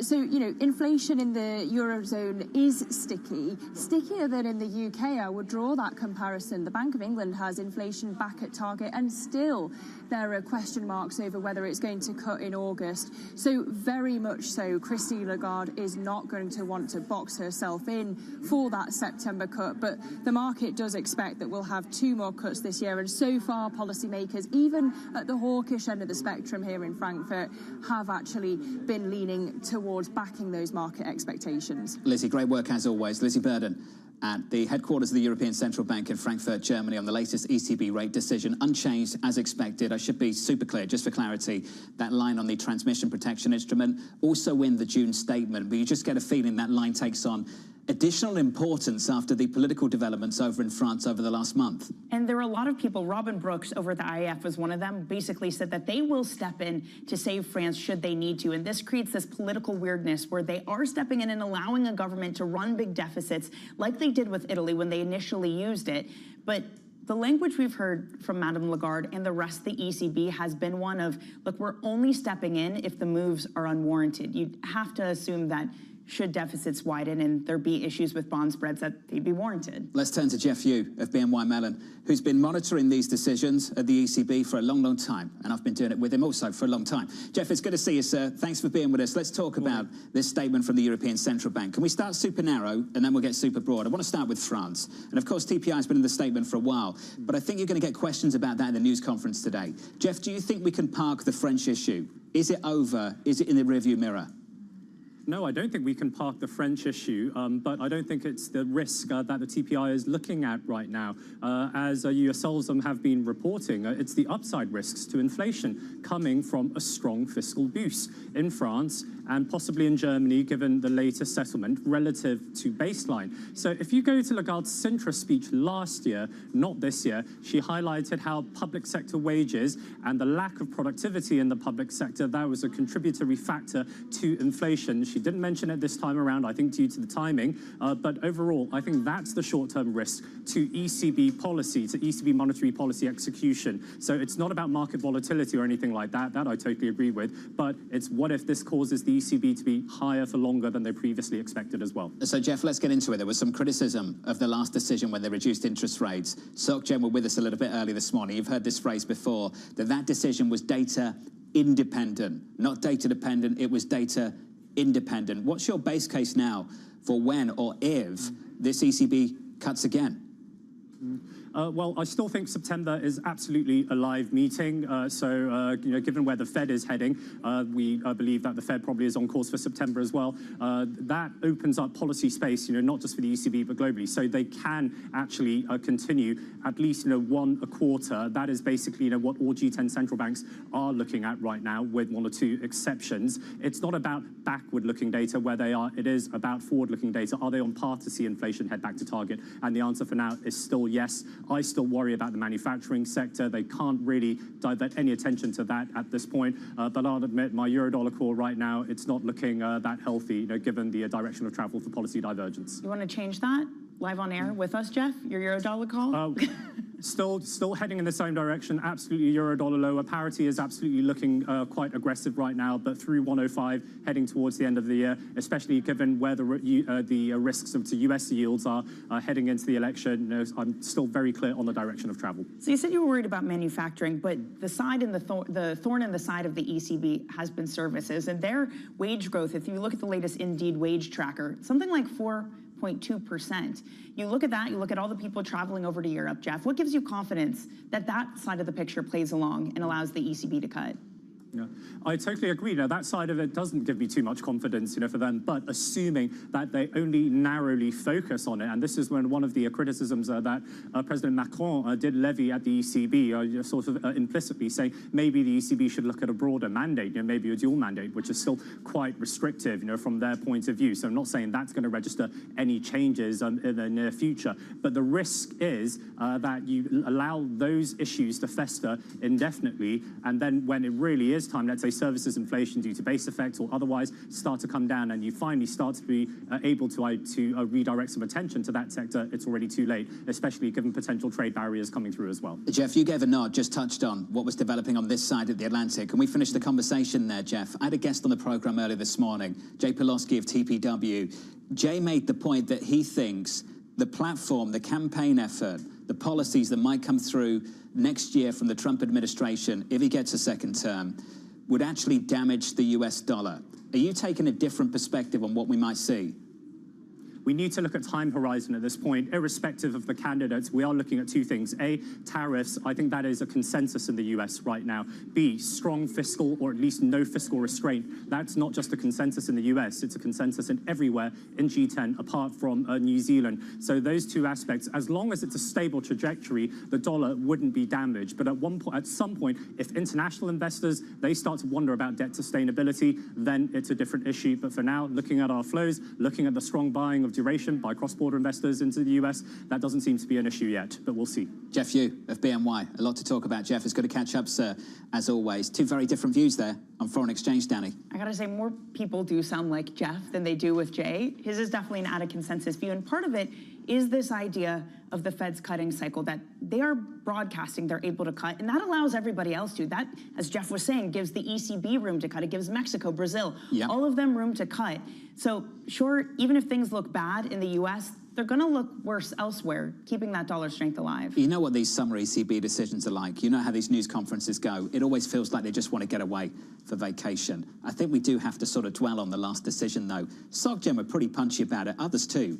They called it data independent. It didn't make sense to cut then. Others think it doesn't make sense to cut now. Will it in a couple of months' time? I mean, all of it is awkward. You had inflation and wage figures coming in hotter before they cut, and then their own projections were also higher, which they are again this time. They still see inflation running too hot in 2025. What is it going to look like when you're cutting and you're saying, actually, inflation is going to remain above our target? Programming note for you, the ECB news conference with Christine Lagarde, the ECB president. That begins in about 20 minutes' time. We'll take that here on Bloomberg Television. Before we get there, we need to break down jobless claims for you. Jobless claims on the other side at 8:30 Eastern time, just after this commercial break.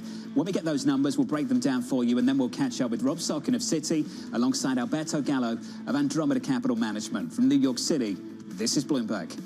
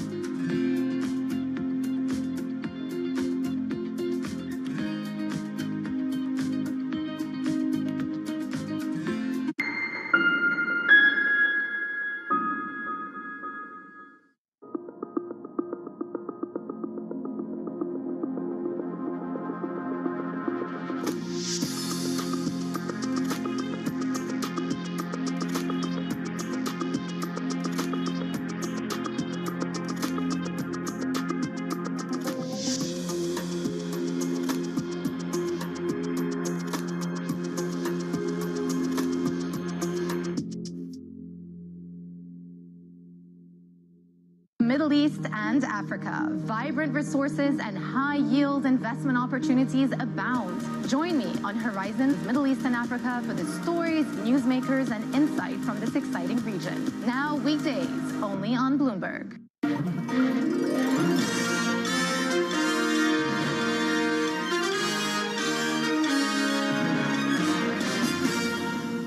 Bloomberg has enhanced search on the terminal to deliver what you need when you need it. Now, you can simply type phrases in everyday English in the command line. Compare financials. Find people. Analyze markets. You can enter phrases or ask questions. What do you want to know today? Ask a question or visit SearchGo to find answers now.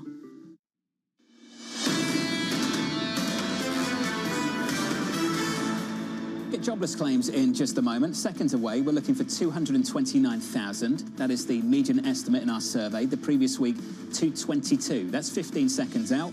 Here's the price action, the scores going into it. Equity futures firmer by 0.2 on the S&P, bouncing back on the Nasdaq by 0.5%. The Russell down by about 1/3. If you get to the bond market, I'll show you the 2-year just quickly. Your yield there is 4.45. Yields higher by a basis point or two. With the economic data, let's cross over to Mike McKee. Morning, Mike. Good morning, John. We get an unexpected pop in jobless claims that might worry people in the markets and think that it gives the Fed a little more incentive to cut rates going forward. 243,000, and as you just said, 229 was the expectation.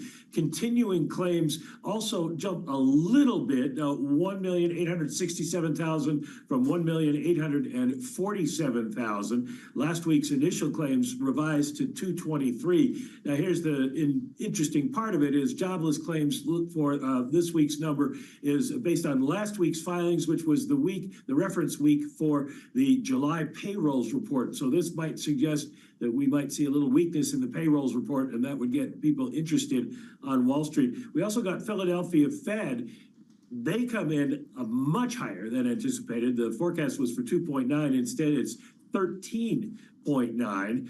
Prices received at 24.2 from 13.7, and the new orders index at 20.7 versus negative 2.2. Prices paid, the other important one, 19.8 versus 22.5. So we've seen some negative employment news, but some positive price news this morning, and that is going to add up to people thinking the Fed is going to cut soon. Mike, I think it's really important before we progress this conversation to reflect on what we saw this time last week.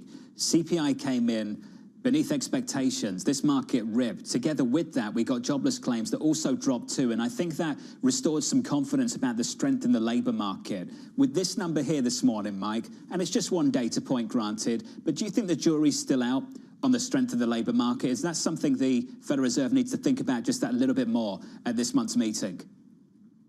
Well, I think both is the answer to that. The Fed's going to have to think about it a little bit more because they are expecting a little more weakness in the labor market. But it's also July, and a lot of auto plants and others shut down for retooling, and you get some pops in jobless claims during July. I know everybody hates the word seasonal adjustment, but it comes into play here. So we'll have to see if we get a couple of weeks of this kind of performance with people filing for new claims. We're not at a point yet where it looks like the labor market's about to collapse, but it does look like things are getting a little bit weaker. Well, to that point, Mike, Waller was speaking yesterday and said that there are more risks to unemployment than he's seen in a long time. What difference of tone is that from Waller? What difference does it make to you that he's starting to speak about the labor market in that way? Well, what he's saying is that the risks are more balanced now, and the way things had set up for the past year, companies couldn't find workers, and they were desperately looking for them and paying more to get them. Now the risk is that if there is an economic slowdown, and we didn't see it in the Philly Fed numbers too much today, but if it were to slow, then companies might be more willing to cut workers, but at the same time, they'd be less willing to hire workers, even if they're not letting them go. So we see a drop in the hiring in the July payrolls report or the August payrolls report. But I have to also point out Tom Barkin, the Richmond Fed president yesterday, said he thinks the labor market is still very strong. Mike McKee, thank you, sir. Appreciate it. An update there on the labour market. Let's talk about whether this market is very strong. Continuing claims climbing just a little bit. Initial jobless claims, 243. The estimate was 229. The previous number, a revised 223. To weigh in on things, joining us now is Rob Sotkin of Citi, alongside Alberto Gallo of Andromeda Capital Management. Rob, I want to come to you first, because you've got a big call over at Citi. You're looking for a recession in the United States of America, and you're looking for that US recession this year. Where does it come from? And do these labour market data points of the last few weeks speak to it? Hi, thanks so much for having me. Yeah, our U.S. team is still looking for a recession in the second half of this year. There are really a number of factors you can point to that to them suggest that the economy is going to slow down more sharply, tightening credit conditions, strains lower income households, and a broad range of softer labor market data as we're potentially seeing this morning. Now, I want to also highlight that call is very finely balanced, and there are a lot of strong arguments to suggest that the economy holds up better. The labor market's a perfect example. A lot of labor market indicators have moderated significantly, but historically, they're still at fairly healthy levels. I think you see that also with the jobless claims data today. Now, the labor market can turn very quickly, which is why I think Fed officials have to be cautious as they watch these data. But there's no doubt that the labor market has moderated. And then the debate is it moderating into a soft landing, or is it moderating into some type of sharper slowdown?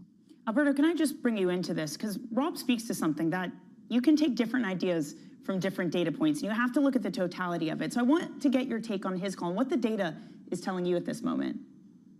Good morning. So we're definitely in a soft patch for the U.S. economy, but that soft patch has been concentrated in the lower income part of the consumer, which is the part that's hit by high interest rates. So essentially people that have credit cards or auto loans and short-term financing.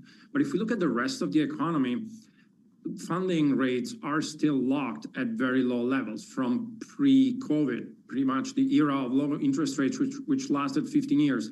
So we still continue to see very loose financing conditions. And, we see this as a bump in the road where essentially the Fed needs to make one or two insurance cuts. But we see the path for 2025 interest rates cuts that the market is extrapolating right now, essentially consistent with a recessionary outcome. At the same time, we have potentially Trump economics, ×2 coming in. And the risk is that central bankers might extrapolate this weakness, while at the same time you have an additional, spending and fiscal stimulus coming in next year. And I think that's why they're reluctant to give forward guidance. They got it wrong on inflation. It wasn't transitory. Now they're afraid of leaning dovish, while at the same time we might be entering a fiscal dominance period where monetary policy is not as relevant. It's no longer the only game in town. So we got to look at the forward fiscal stimulus that we have, and we cannot have Russell, breaking highs at the same time, and a lot of cuts being priced. One of the two has to give. Alberto, fiscal dominance, as you know, is a very technical term. Ultimately, for monetary policy, it means deviating from monetary policy objectives and focusing on the solvency of the government. Are you saying it's that, or are we moving towards just an era where for markets the most important factor is fiscal and no longer monetary? Which one is it? I think it's both, John. I think for markets, we got to look more at fiscal, at deficit and stimulus. And equity markets are just waking up to this. Bond markets are still asleep. And then eventually there is, in some countries, there will be a limit to how much fiscal policy can be deployed. There's one word that you never hear from policymakers right now, and that's austerity. We've never heard about it since COVID. Fiscal policy has become pro-cyclical. So as a bond investor, I do care about what the central bank will do in September. We know that the ECB and the Fed are going to cut, but I'm also thinking a lot about 2025, and that rate cut path that markets are extrapolating looks exaggerated. And in that light, I also think that credit spreads are a little too tight here, with companies that might struggle with higher for longer if growth stays a trend. Of course, there's always a recession probability, but I think that, potentially, we see very high odds of President Trump winning again. That was also the case in June before the recent events. And with that happening, you're going to have a lot more pro-cyclical, pro-inflation fiscal policy and trade policy in the U.S. Rob, I want to take what Alberto is talking about and marrying it to your call of history would tell us a recession is coming. What happens then if a recession comes and the deficit is already at huge levels, that we're already running a recession-like deficit in the good times? Yeah, it's a great question. And as you noted, if you do look at history, that would argue that a recession is likely in this environment. Whenever wage growth, inflation got as high as they did, and labor markets got as tight as they did, you typically had a recession. But as noted, a lot of things have been different in this cycle, and I think the risks there are pretty balanced. Now, in terms of fiscal policy, I think that's also a great question. As we've been discussing, we've been running high deficits during expansionary times. And I think that is the lay of the land going forward, regardless of the cyclical condition of the economy. Now, maybe if you get into a recession, you'll see some more type of recessionary spending, depending on how deep it is to cushion that blow. But I think even if the economy stays resilient, we're in a large deficit, rising debt world, whether it's a Trump presidency, a Biden presidency, or a different Democrat.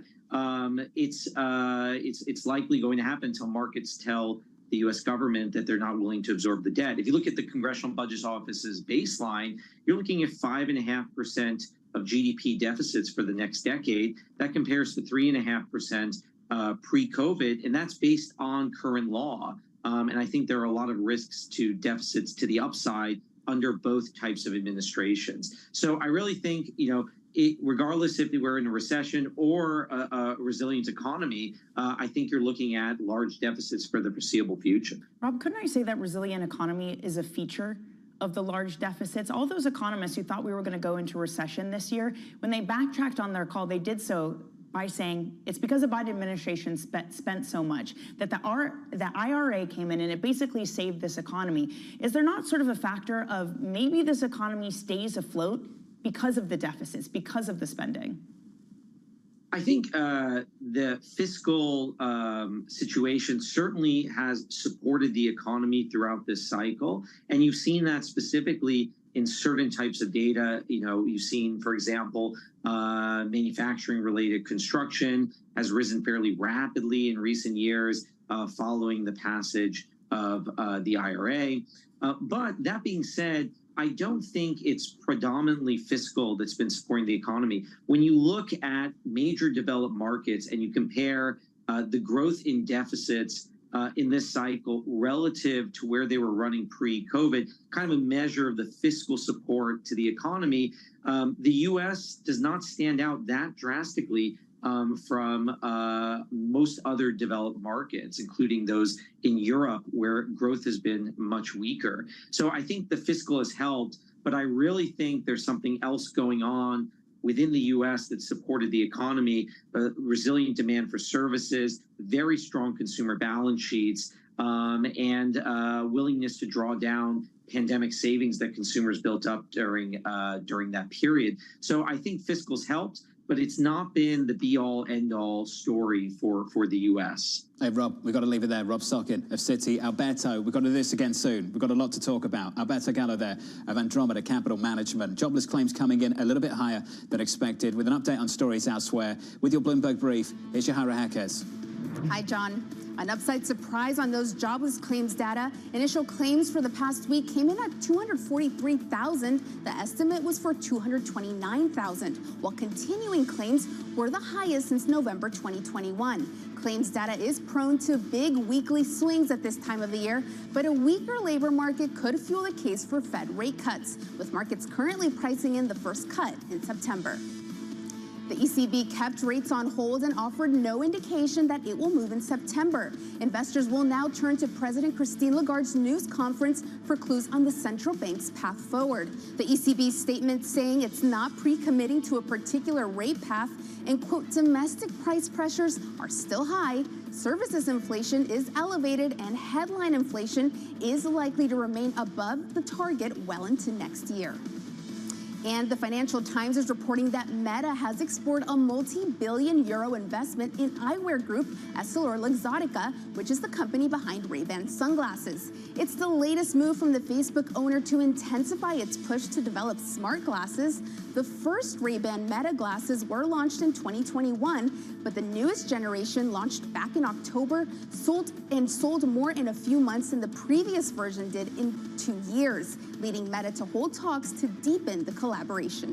That's your Bloomberg Brief. John? Yahara, thank you. Thanks for this morning. Up next on the program, the ECB President, Christine Lagarde's news conference in Frankfurt, Germany. From New York, this is Bloomberg.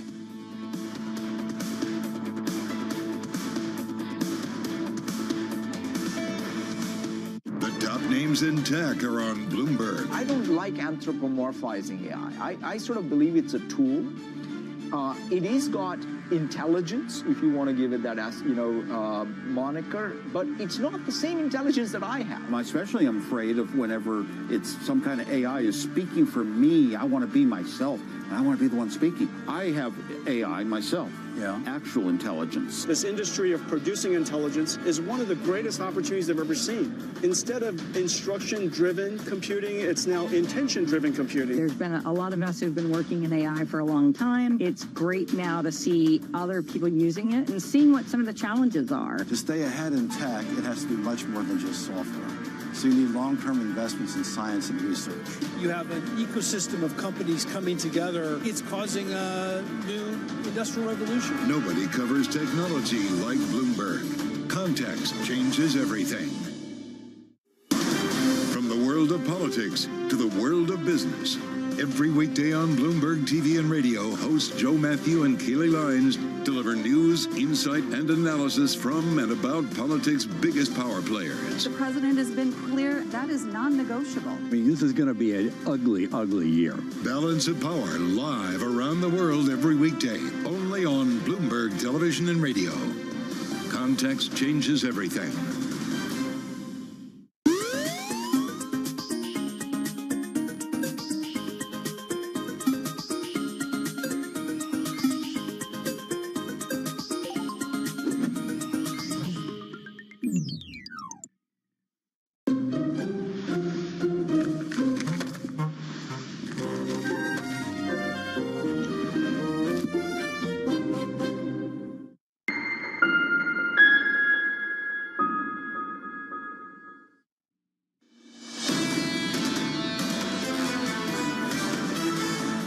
News conference in Frankfurt, Germany, just getting underway over at the ECB. Just watching that out the corner of my eye. We'll turn to that in just a moment.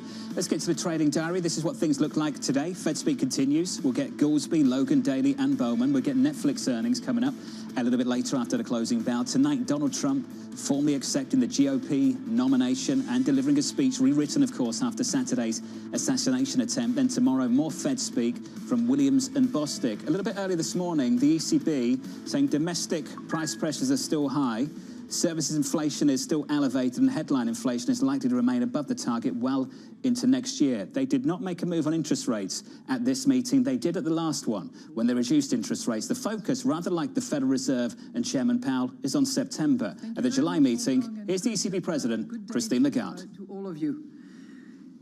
The Vice President and I welcome you to our press conference. The Governing Council today decided to keep the three key ECB interest rates unchanged. The incoming information broadly supports our previous assessment of the medium-term inflation outlook. While some measures of underlying inflation ticked up in May owing to one-off factors, most measures were either stable or edged down in June. In line with expectations, the inflationary impact of high wage growth has been buffered by profits. Monetary policy is keeping financing conditions restrictive. At the same time, domestic price pressures are still high, services inflation is elevated, and headline inflation is likely to remain above our target well into next year. We are determined to ensure that inflation returns to our 2% medium-term target in a timely manner. We will keep policy rates sufficiently restrictive for as long as necessary to achieve this aim. We will continue to follow a data-dependent and meeting-by-meeting approach to determining the appropriate level and duration of restriction. In particular, our interest rate decisions will be based on our assessment of the inflation outlook in light of the incoming economic and financial data, the dynamics of underlying inflation, and the strength of monetary policy transmission. We are not pre-committing to a particular rate path. The decisions taken today are set out in a press release that is available on our website. And I will now outline in more detail how we see the economy and inflation developing, and will then explain our assessment of financial and monetary conditions.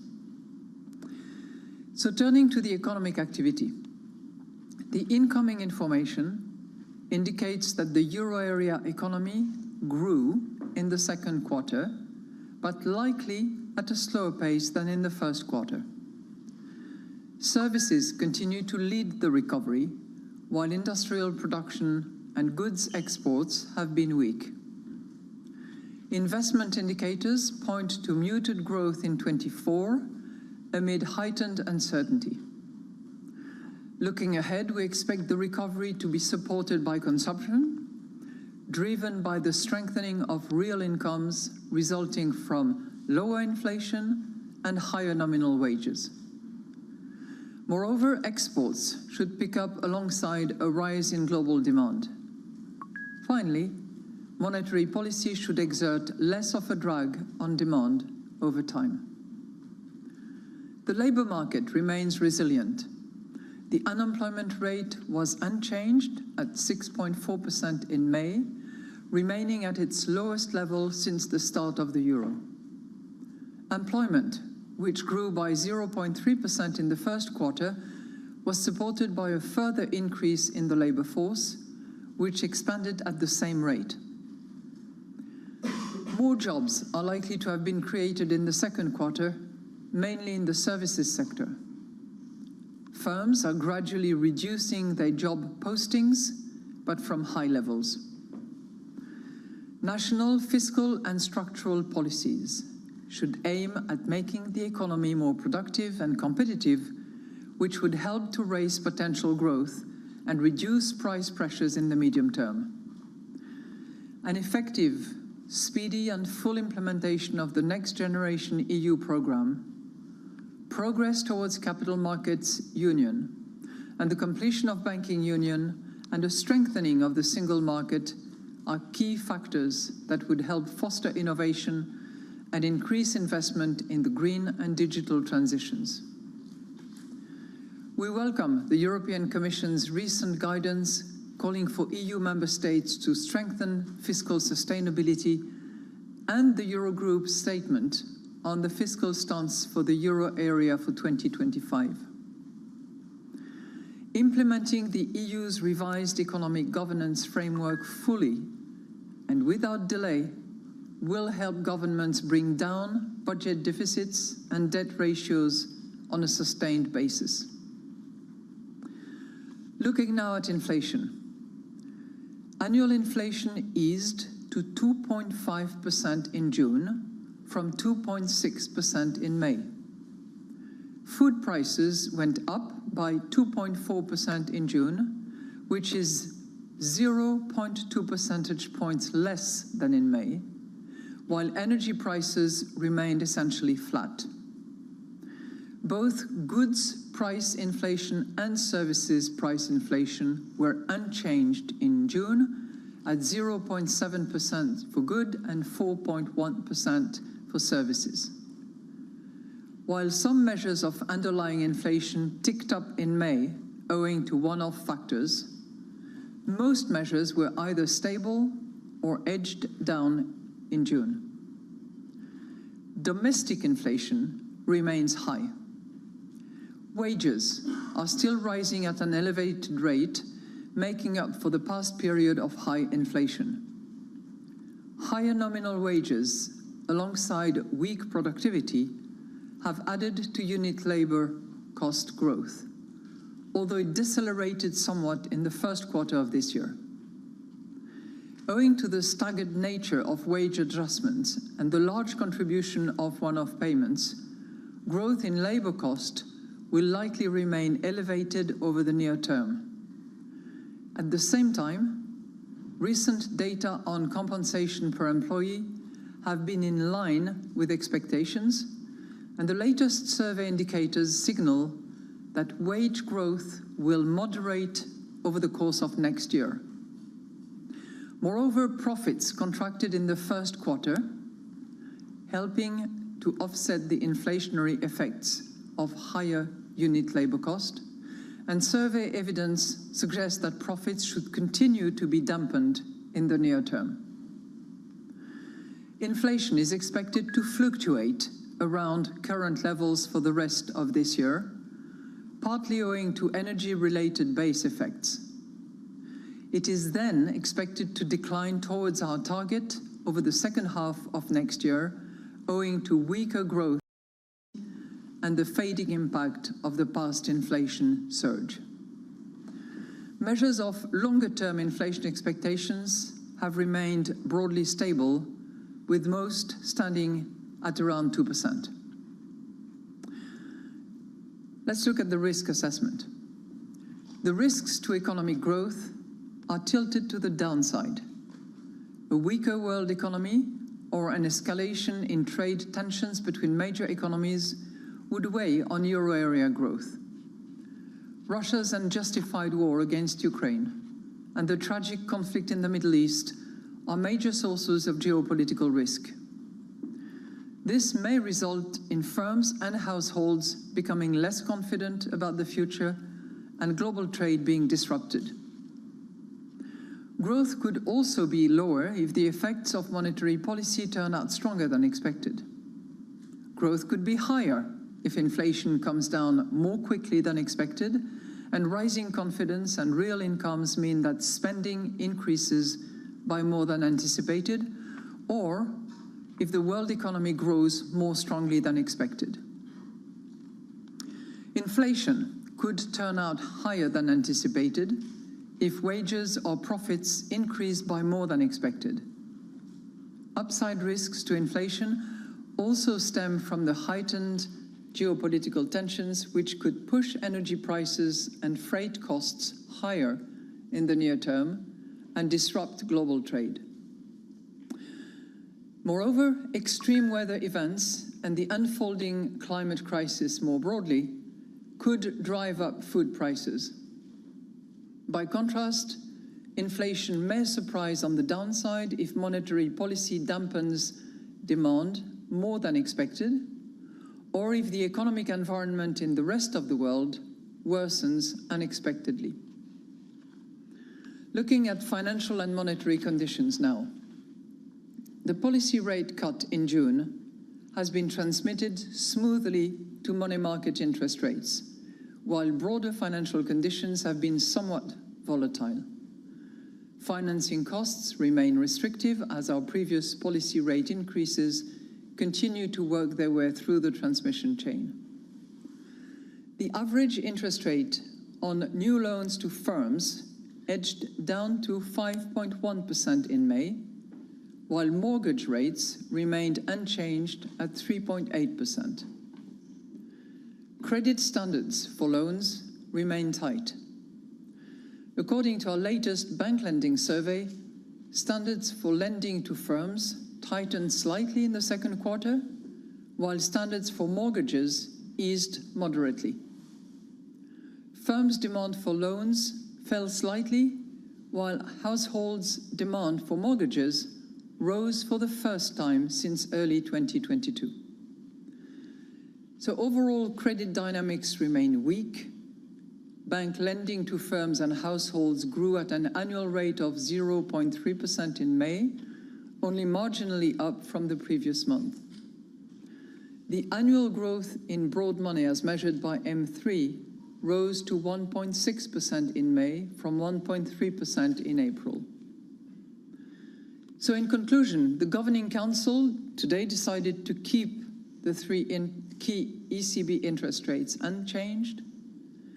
We are determined to ensure that inflation returns to our 2% medium-term target in a timely manner. We will keep policy rates sufficiently restrictive for as long as necessary to achieve this aim. We will continue to follow a data-dependent and meeting-by-meeting approach to determining the appropriate level and duration of restriction. In particular, our interest rate decisions will be based on our assessment of the inflation outlook in light of the incoming economic and financial data, the dynamics of underlying inflation, and the strength of monetary policy transmission. We are not pre-committing to a particular rate path. In any case, we stand ready to adjust all of our instruments within our mandate to ensure that inflation returns to our medium-term target and to preserve the smooth functioning of monetary policy transmission. We're now ready to take your questions. Thank you very much. Thank you, Madame Lagarde. And the first question goes to Alex Weber of Bloomberg News. Alex, please. Thank you. Good afternoon. You said that domestic price pressures are still high. Could you elaborate a bit what the biggest lingering concerns were during your meeting around the issue of wages, profits, and productivity, and what you would need to see in the data on those points that you're going to get over the summer in order to be comfortable with another rate cut in September? A second question on fiscal policy. Are you worried that large deficits and slow consolidation in some countries in the Eurozone could make it harder to bring inflation back to 2% and possibly even create financial stability problems? Well, thank you very much for your two questions. Let me start with the second one, and I'm going to repeat for you a paragraph that we discussed and that we slightly modified, but which essentially remains intact with a bit more force probably, which is that national fiscal and structural policies should aim at making the economy more productive and competitive, which would help to raise potential growth and reduce price pressure. An effective, speedy and full implementation of the next generation EU program, progress towards capital markets union and the completion of banking union, as well as the strengthening of the single markets are key factors that would help foster innovation and increase investment in the green and digital transitions. That will probably echo some of the things that you heard probably this morning when President von der Leyen presented her proposals. What is really important about the fiscal aspect is the following sentence. We welcome the European Commission's recent guidance calling for EU member states to strengthen fiscal sustainability and the Eurogroup's statement on the fiscal stance for the euro area in 2025. Implementing the EU's revised economic governance framework fully and without delay will help governments bring down budget deficit and debt ratios on a sustained basis. This was discussed, and we believe that it's a very strong endorsement of the principle of discipline, so that all member states who have adhered and agreed to a set of rules under the fiscal governance framework will actually apply those rules and principles. There's a process that is underway that will take them to submit the multi-annual proposals that will be then reviewed, but this is certainly the set of rules that have to be implemented and respected. On your first question, and you give me an opening because you said what was actively discussed in the Governing Council over the course of the last 2 days and specifically this morning. You know, I see very much the discussions we had this morning as a story of on the one hand, on the other hand. And you're only asking me a question on the other hand, which has to do with the services inflation, which is obviously well exemplified by the domestic prices that you referred to. And the domestic prices is clearly high, has slightly increased compared even with the May reading, but we believe is largely determined by what I call the WPP, which for me is the wage, the profit, and the productivity. And we spent a lot of time actually looking under the hood of wages, profit, and productivity on the basis of rather limited information, because we don't have a lot of specificity at this juncture, and we will have a lot more of that in the coming weeks and months. But suffice to say that the wages, whether you are measuring it with reference to compensation per employee, compensation per employee on an hourly basis, the wage trackers that we use, and various other instruments, including Indeed, for instance, point us in the direction of rather elevated wages, which were embedded and totally taken into account in our June projections. So this does not come as a surprise to us.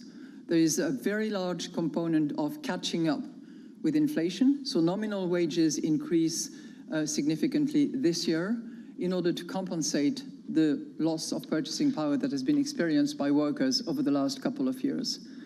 What is very interesting, because we debated that including with representatives of the national central banks, is that while it will remain elevated this year, many surveys, and the corporate telephone survey in particular, the SAFE survey that is published, indicate that this trend of elevated wages declined significantly in the course of 25 and even more so 26. So directionally, that's the direction that it is heading for. On productivity, there is a limited element of recovery at very low levels. Productivity was at -1. It's now -0.6, so there is a little bit of progress, but certainly not what we would like to see.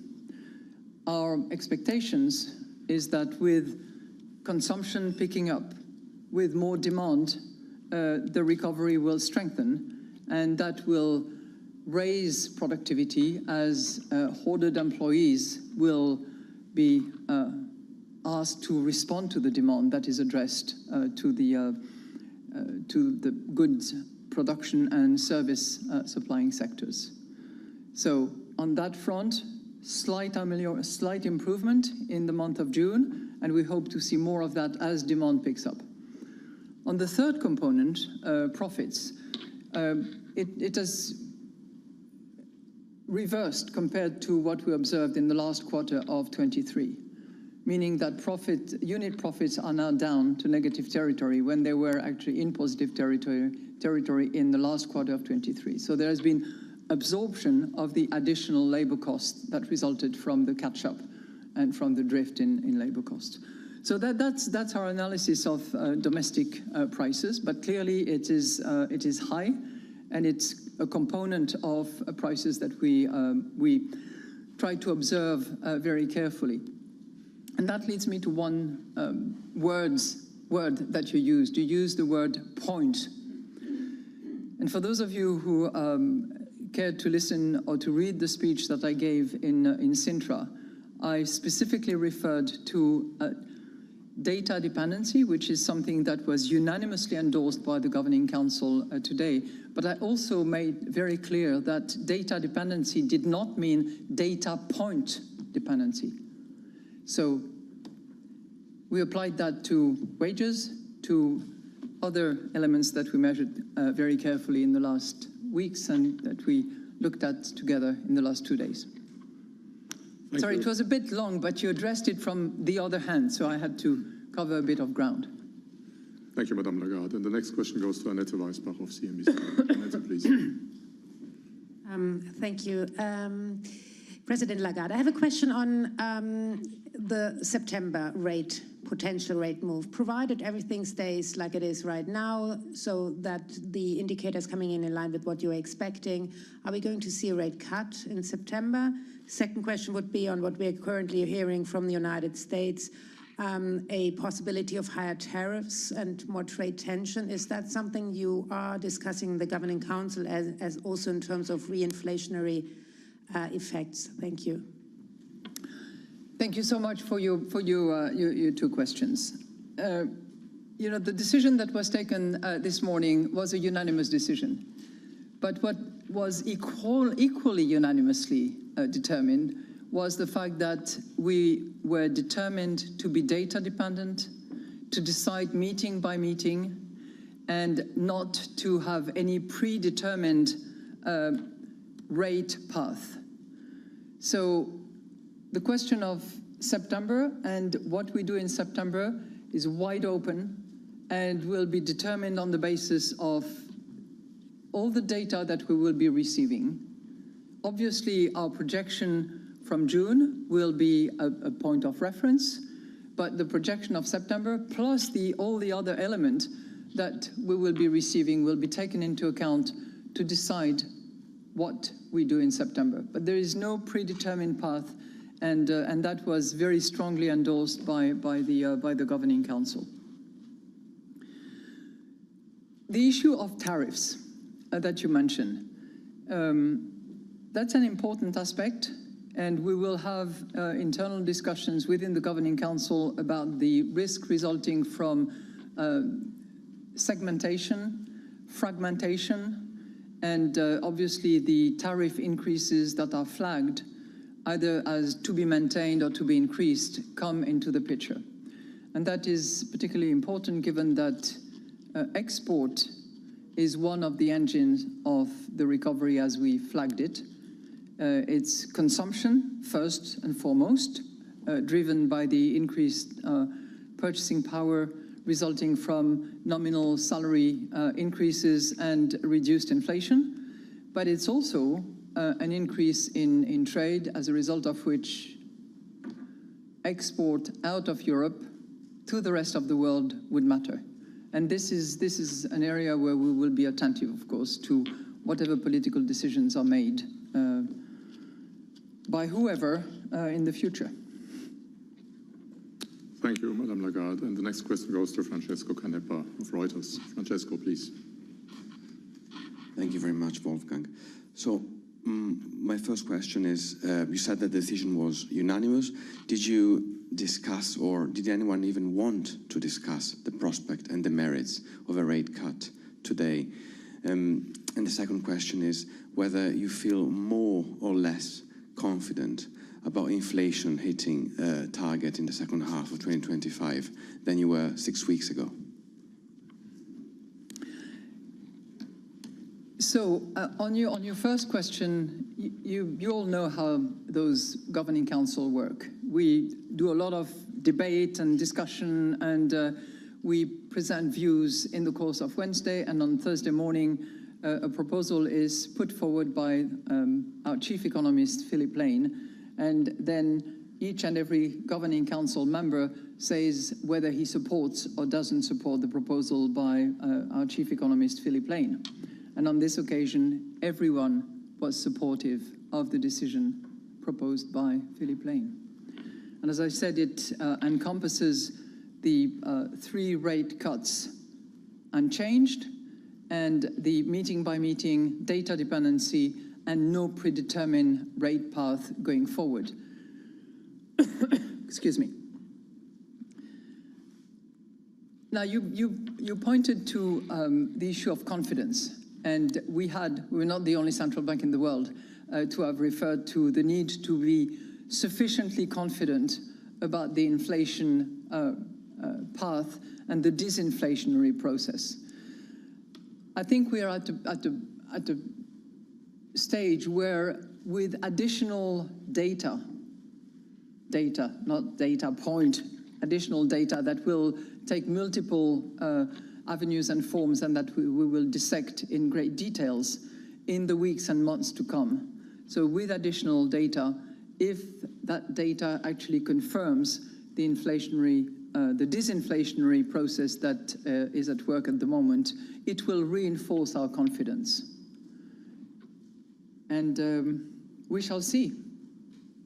But it will encompass a whole range of data and indication. And on each and every review of those components, we will still continue to apply our threefold approach, which will focus on inflation outlook. Therefore, it gives us a way in which we can look forward We will also look at underlying inflation in all its decomposition, and we will look at the transmission. Those three components we will continue to review in the same way.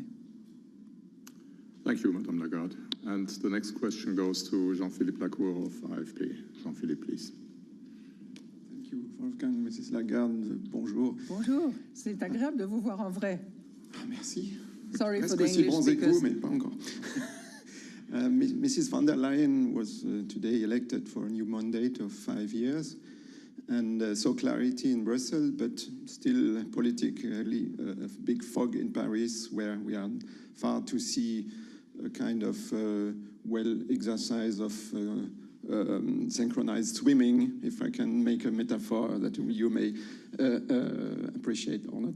So in the light of this, can you maybe share with us a comment on this new election of Mrs. von der Leyen for the next years? And the second question is, do you think monetary policy in its whole process, not just this meeting, these 2 days, but what comes prior to this, can be hampered by the fact, allegedly, that about 40% of the staff here in this House declare to suffer from burnout, according to a recent survey you may, of course, have news about? Thank you.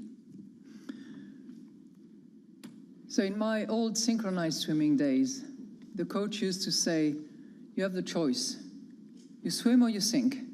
Difference will be in the hard work that you put in. There are a few things from synchronized swimming that I still have loud and clear in my head. I'm not going to comment on the policy avenues that have been flagged by President von der Leyen, because the speech was at 11 o'clock this morning. We were in the middle of our own discussions. I think that all I can do at this point in time is offer my congratulations for the re-election by such a margin. But of course, we will look very attentively at what the proposals are at the European level. For the moment, we are also very fixated on the April fiscal governance framework that has been decided and which is obviously vetted by the Eurogroup and which will see implementation in the early weeks of September. You asked me about our staff. And I would just like to say that, number one, a very significant majority, if not 80 to 90% of our staff, is highly motivated by the mission of working at the European Central Bank and for the benefit of European compatriots. I would also say that a lot of people are working very hard in this institution. And I think that all Europeans should appreciate that this work that translates into a few recommendations, into a few numbers, and into a few policy matters are substantiated by massive amount of work that is itself supported by what we call the shared services. And I'm extremely grateful to them for the work that they do, and I'm extremely privileged to lead this institution. I'm not saying that, because those would be my speaking points. I'm not reading from any speaking points. I really mean it. Second, because we have to be mindful of the very large amount of work that is discharged by many of them, we of course have programs in place. We have a lot of means and tools that are available for members of staff who feel under pressure, who feel that they're not getting the right opportunities. And we have beefed up those mechanisms. Just to give you an example, since I started as president of the ECB, we've put in place a whistleblowing procedure. We've installed a mediator who's been starting his work earlier this year. We have numbers of workshops for the leadership in the institution to understand the ramification of leadership and how it is important to not only motivate but also encourage members of staff who work in the various divisions of the ECB. And we will continue doing that. We will continue the dialogue with all staff and certainly with staff representatives. And we conduct our own surveys as well to corroborate or understand better what is at stake. But I take huge strength from the motivation of our staff and the determination that they all have to do a good job for the Europeans. Thank you, Madame Lagarde. And the next question goes to Martin Arnold of the Financial Times. Martin, please.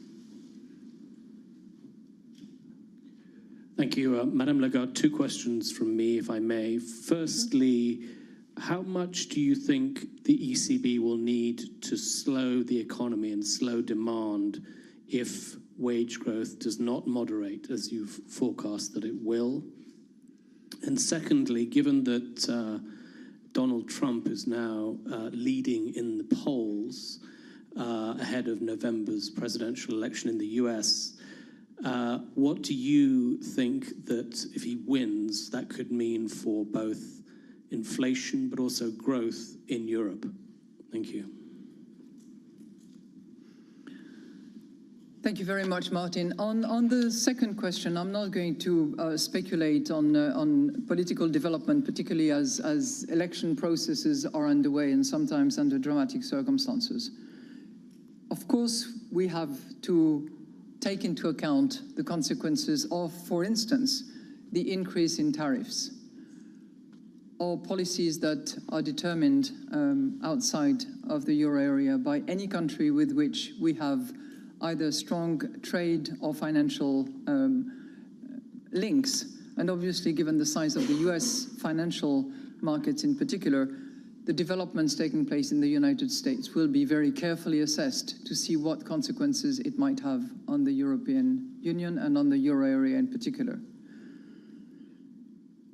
On the magnitude of I guess you're referring to interest rates movement that would be needed if the wages were not to decline as expected. First of all, I would deal with you if.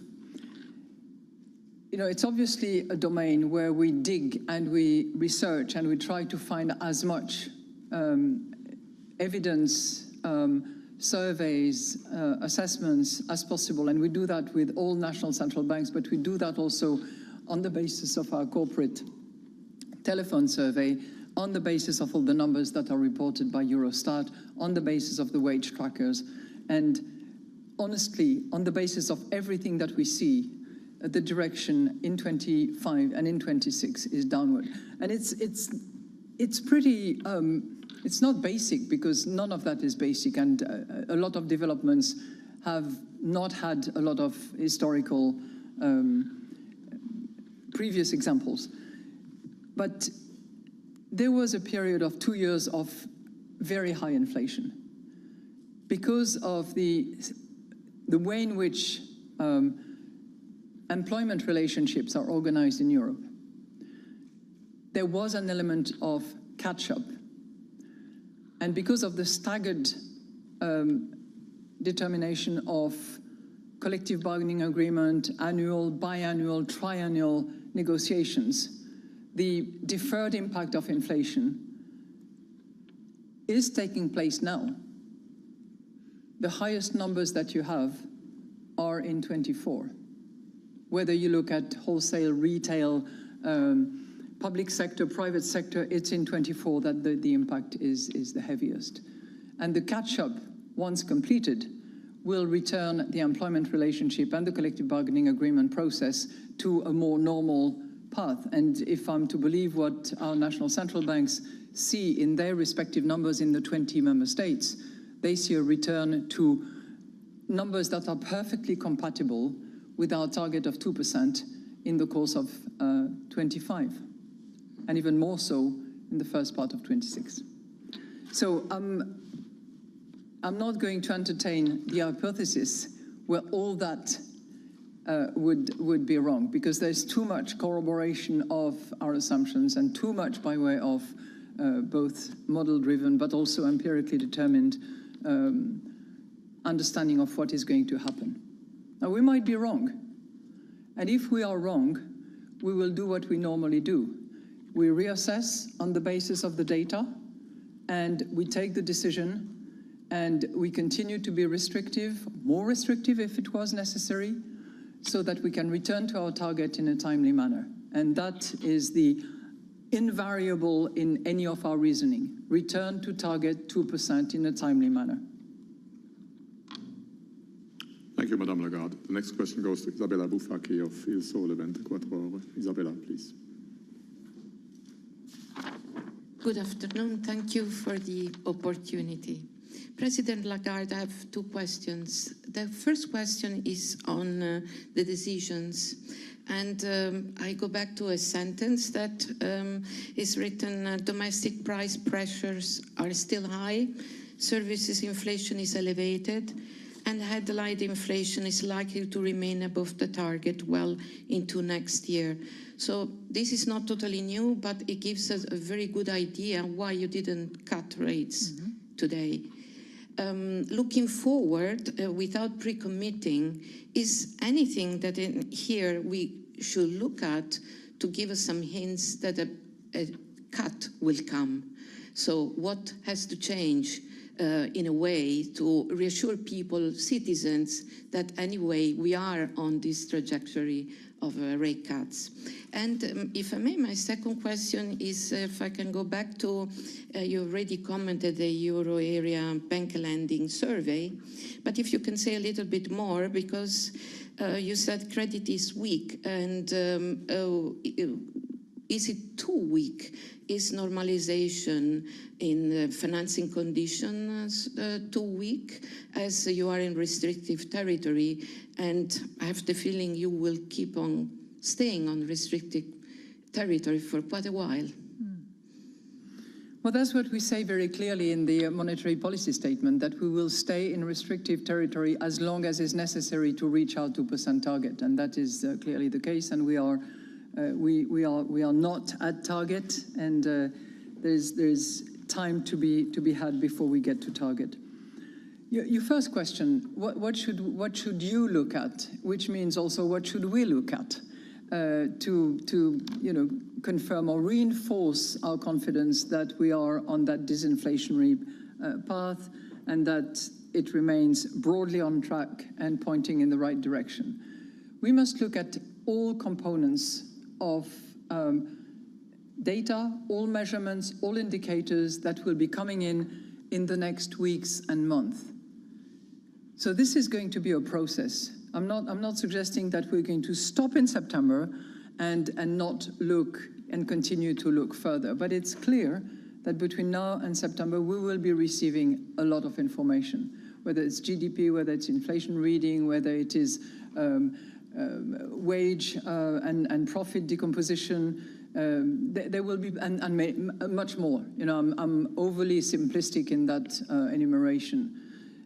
But that's what we will be looking at, to see whether or not it confirms the path that we are seeing. So I'm afraid that it's going to be a bit of a busy summer.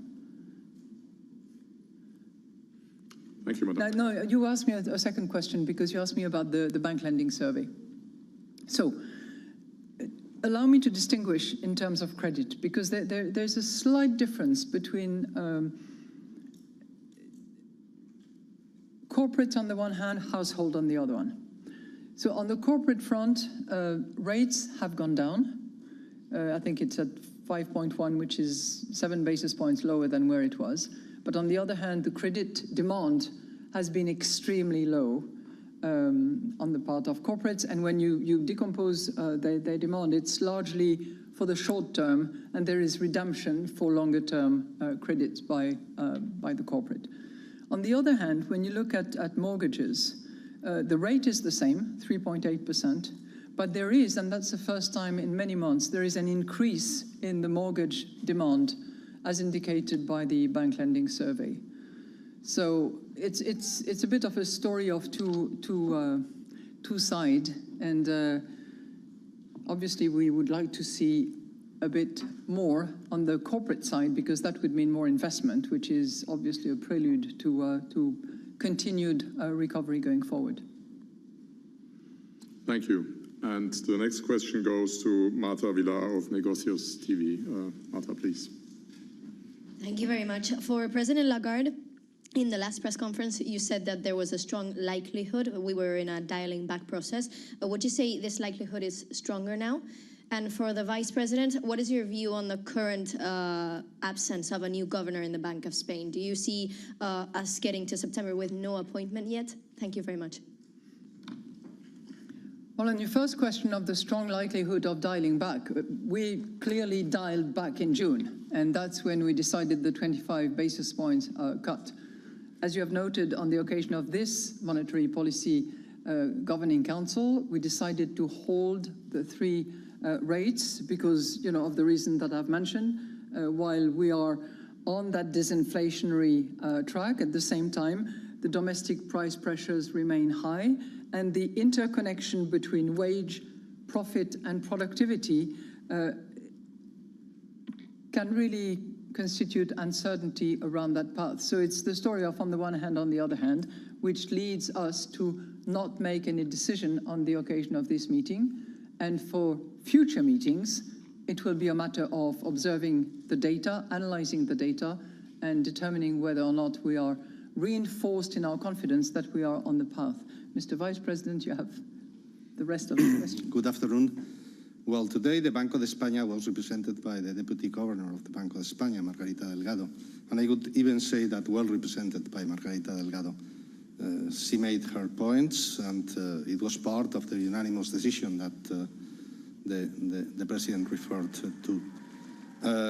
With respect to the future, the election of the Governor of Banco de España is a prerogative of the Spanish government, and they have indicated very clearly that before the next meeting they will appoint someone. So hopefully, I hope that we will have a new governor of Banco de España before our next meeting. But it's the prerogative of the government. The only thing that here, we recommend, it's something that we recommend for all the governors, is that they have to be knowledgeable in terms of economics, finance, banking, and I hope that that will be the case again. Thank you. And the next question goes to Santi Pignol of Market News International. Santi, please. Good afternoon. Good afternoon. President Lagarde. Two questions. My first question is on growth. If it's becoming more of a concern for the Governing Council, and it seems that it could enter into your process. And the second is, we are in summer, and indeed it's a season of lots of reading. I wanted to ask you if in your summer reading list, would you include the 2021 strategy review to refresh the thoughts of what to do in the next round? And what are the areas that are likely to be revisited for the next one? Thank you very much. Thank you so much to take care of my summer reading. I think I might do a lot of reading stories during the summer for my grandchildren rather than dive into very substantive reading as you suggested, but I'll come to that question later. So growth is obviously something that we look at carefully, and we certainly observe that we have recovery. It's a recovery that is led by services, supported by what we call the virtuous circle between higher employment in services and consumption of services. I remind you that service production was up 0.7% above Q1 level. That was the number in April. The service PMI remains expansionary, a tad lower than where it was, but still very expansionary. And the total employment in services has also significantly contributed to the increase of employment in Q1. So services is definitely leading the way. It's clear that on the manufacturing side, it's not the case, and manufacturing has actually declined in the last few months. And the other aspect, which we are also looking at very carefully, because it helps to have a forward-looking vision, is the level of investment. And investment remains weak, driven also by the tight financing conditions and by the uncertainty experienced by the corporate. But we have recovery, and we will continue to observe carefully where it is coming from. Suffice to say at this point that it is service-driven, not manufacturing-driven, and that investment could certainly be stronger going forward. The other element which I pointed to earlier on is this issue of exports. And I think that this is also a domain that we will look very carefully at to see how the numbers are faring going forward, and in particular, what is the competitive position of the European Union and the euro area relative to other economic nations, in particular China. So to come back to your question, which is really, what are you going to do with the strategy review? So it is not a strategy review. Let's be clear on that. It's an assessment of our strategy review.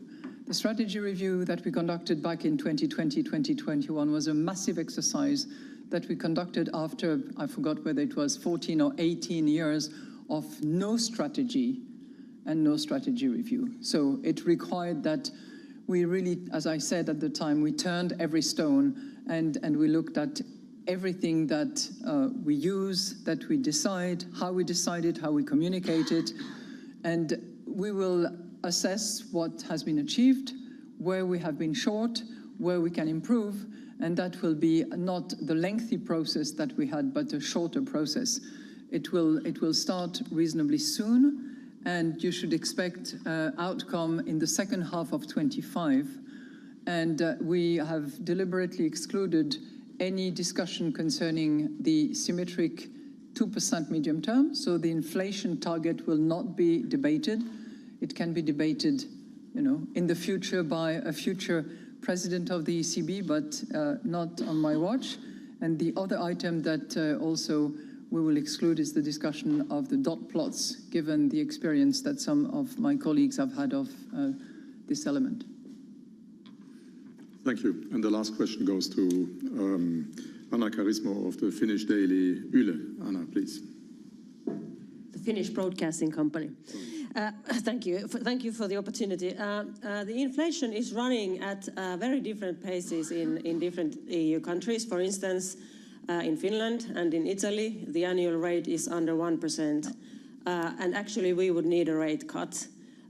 So isn't it a problem, or how big a problem is it for the ECB's council that for some countries the rates are too high, and that actually we would need a rate cut for growth? Well, thank you for your question, but that is the beauty of the euro area. It's the beauty of Europe, but particularly the euro area, because we are a monetary union and we are 20 different fiscal jurisdictions. As a result of which we have discrepancy or disparity, if you will, between some countries and others. It was the case exactly in the other direction at the time when inflation ran very high, where you had Nordic countries or Baltic countries, where inflation was hitting in the 20 plus, when the average was much lower, and the peak on a euro consolidated basis was 10.6.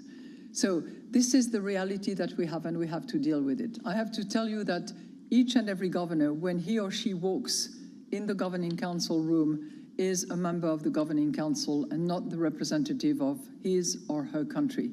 I'm not suggesting that it's not in the back of their mind, because of course they come from there, they return there, and they are very much aware of the reality of their economy, but they also know that we are making decisions for the euro area at large, and we cannot make specific decisions that would be nationally and member state based.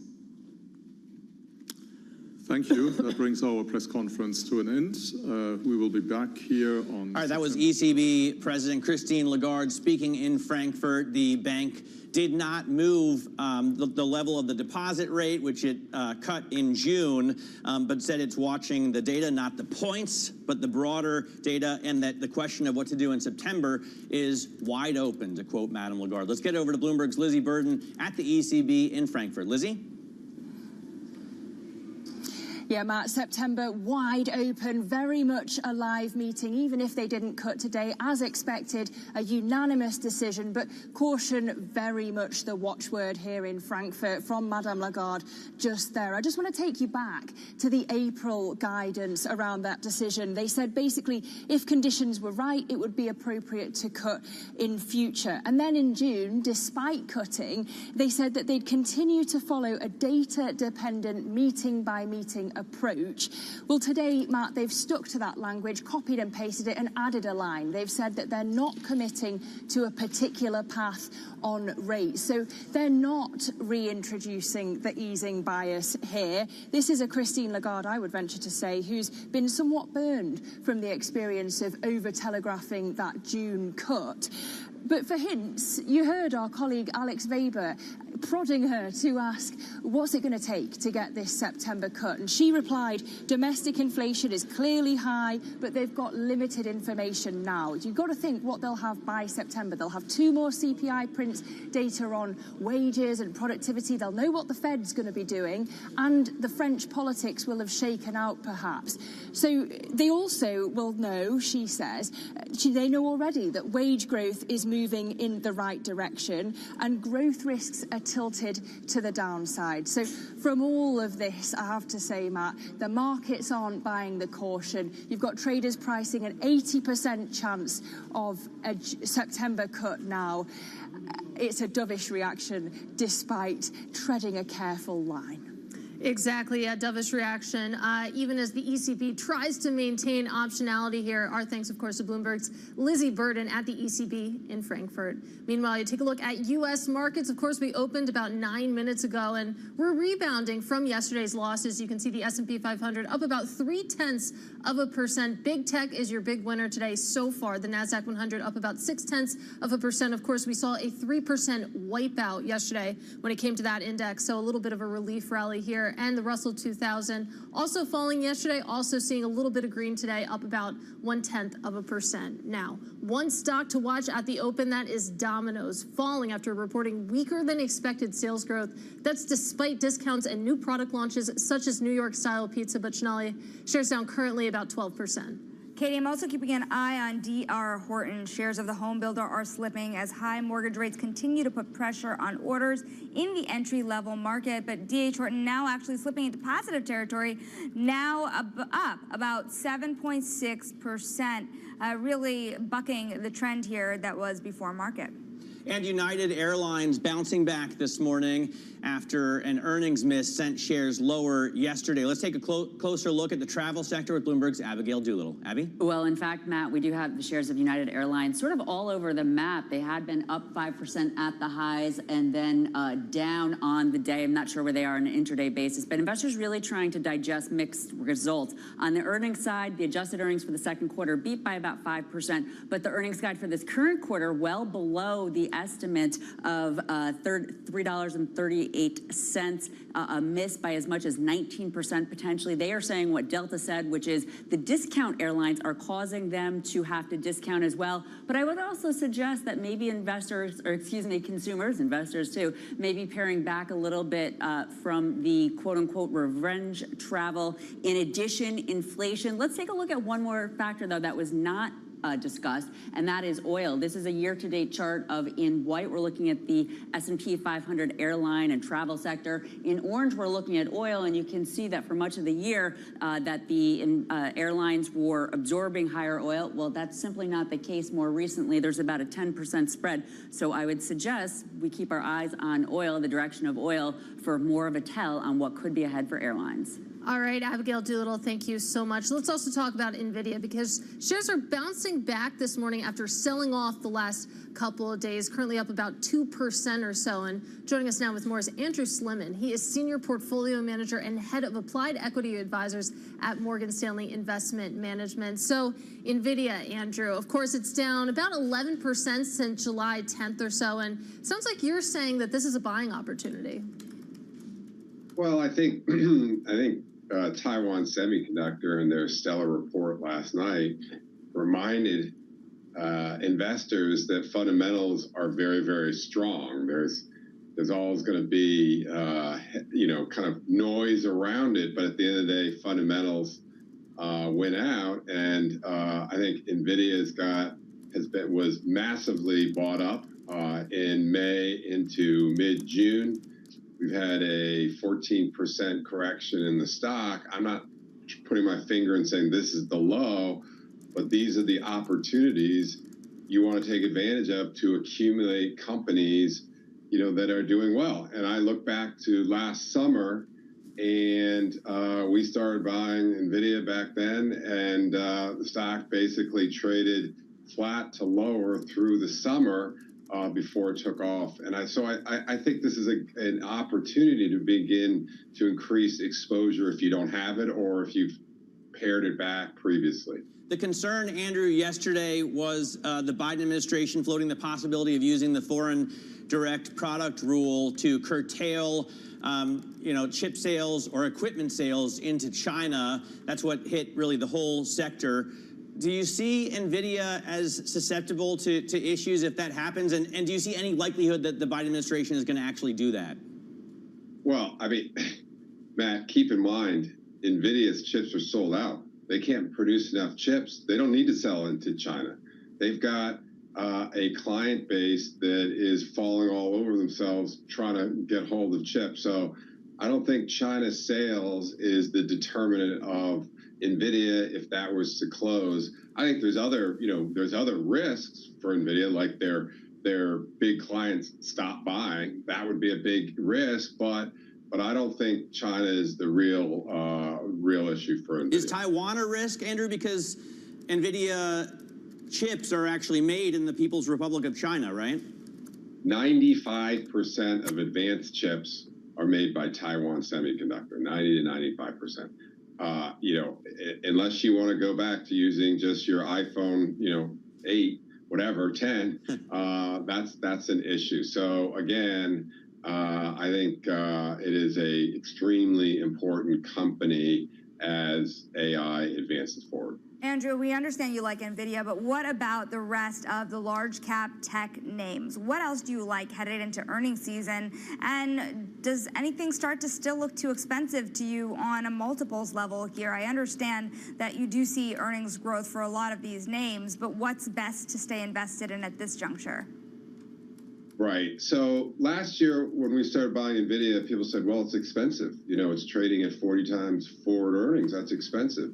The flaw in that logic is that analysts got the denominator, the E, massively wrong. It turned out if I went back and stuck in what they actually earned in the last 12 months, a year ago, the stock was trading at about 10 times earnings. So be wary of what's cheap, what's expensive based on what Wall Street is estimating, because sometimes it can be wrong. And what we've seen out of these very large tech companies is they consistently have produced stellar results. And so that's why in this period where they've been sold off, but we're heading into earnings season, I think that's a great opportunity to increase exposure. So I think a stock like Microsoft that's lagged is another example of one. And look, I've been in this business a long time, and I've been sucked into some of these rallies in my career where you're like, oh my God, these bottom fishing stocks starting to recover, and they go up, and then suddenly you get to earnings season and they remind you why they're at a 52-week low, and you go, what was I doing buying those companies? It's a dog. And if the small cap, I'm delighted there's been broadening out, but just be wary that what's driven this rally is high risk, money-losing stocks. Right. And we're about to go into earnings season where many of these companies will remind you they're not doing so well. And so I think it's a on the one hand, it's a dangerous setup to chase. On the other hand, it provides opportunities, whether it's in the value area or growth area, to find companies that are doing well. And it just so happens we've had this big rotation into some of the value areas. So it makes me go and say, well, what companies are doing well, guiding higher, that have underperformed recently, where I think I could get my hands around valuation, and I come back to, I can't believe it because I wouldn't have told you this a month ago, I come back to many of these large cap tech stocks. Right. Well, Andrew, we have less than a minute left, but let's just draw a line under that point, because we've spoken to plenty of people over the past week or so that said that, okay, we get to earnings season, this rotation that we're going to see, you're going to see earnings justify that. It sounds like you're taking the other side of that trade. I understand. You showed building a building company, and it's round. These companies are very sensitized to rising rates. But just because the Fed might cut in September does not validate that there's a rotation from poor fundamentals to good fundamentals across many, many sectors. I think that is a very dangerous assumption, and that's why my experience is companies that beat don't go down for long, and companies that miss don't go up for long. And I'm willing to bet on the kind of the secular trends of certain industries versus an assumption that the Fed cutting once is going to cause a major change in those secular themes. Got it. Andrew, great to get some time. Thanks so much for joining us. Andrew Slimman there of Morgan Stanley Investment Management.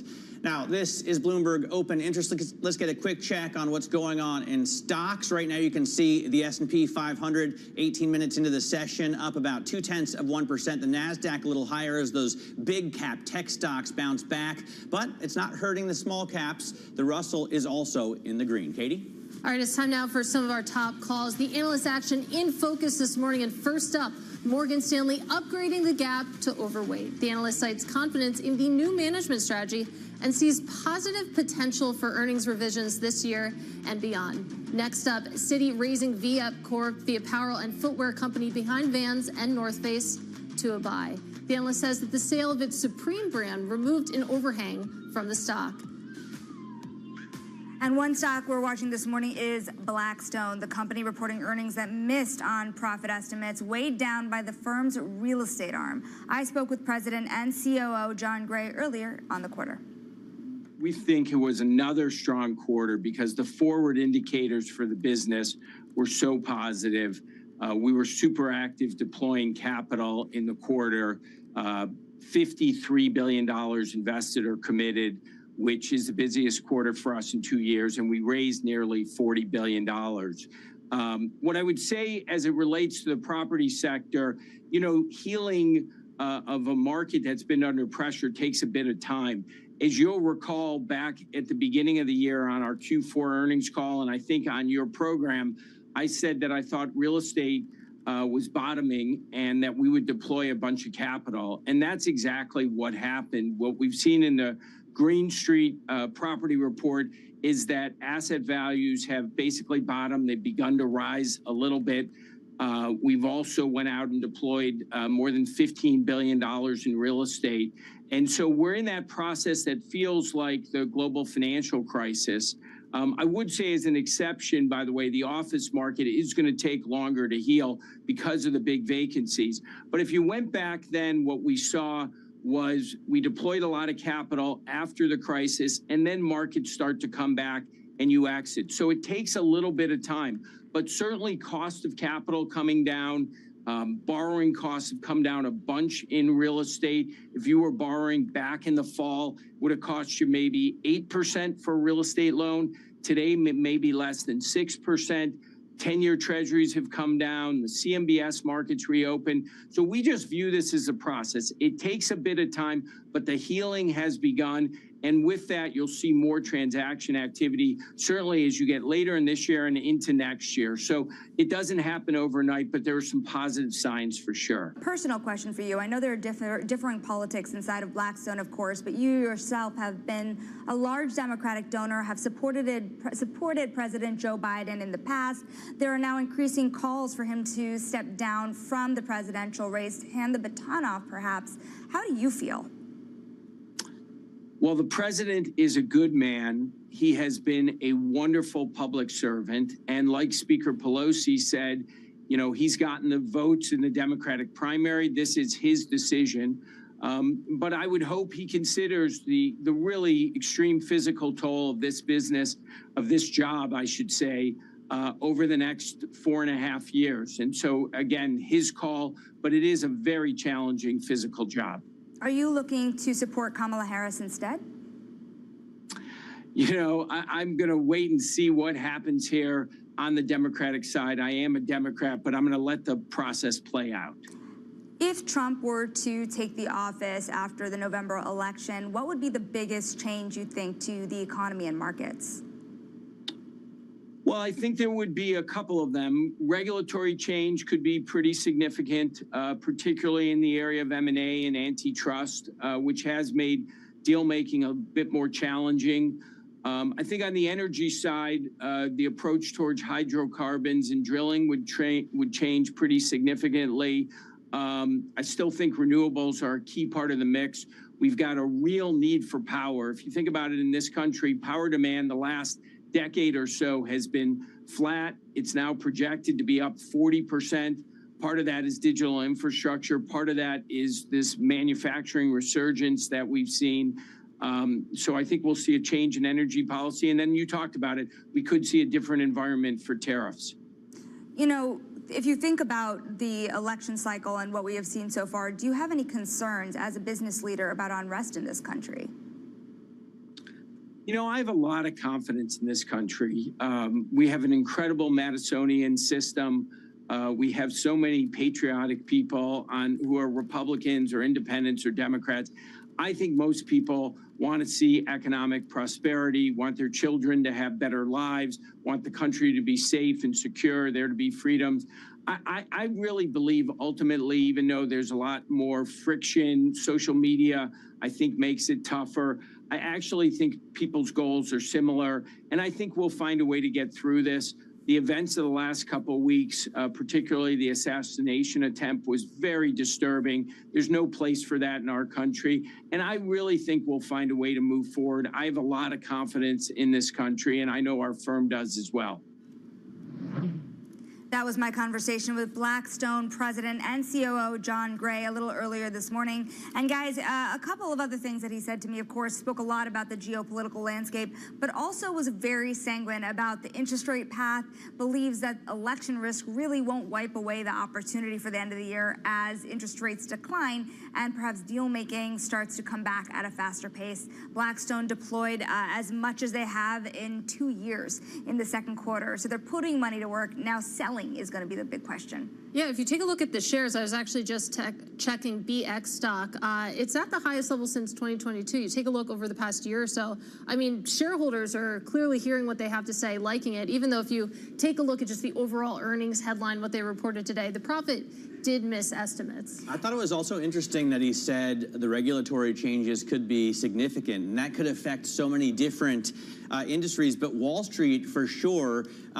The idea that they would make things easier for people on Wall Street, which I think everyone accepts, right, kind of flies in the face of J.D. Vance's speech yesterday, where he said the Republicans are done catering to Wall Street and are going to commit to the working man. So there's a lot of politics, but the reality is that Wall Street still expects the breaks it's gotten to be amplified. And both sides clearly have had issues with certain policies on Wall Street, so we'll see how that plays out. All right, coming up in the next hour, Steve Tannenbaum joins us. We're very excited for this. He is the founder and CIO at Golden Tree Asset Management, and they're very active in one of the hottest trades on Wall Street this year. We're going to talk to him about risk transfers. This is Bloomberg.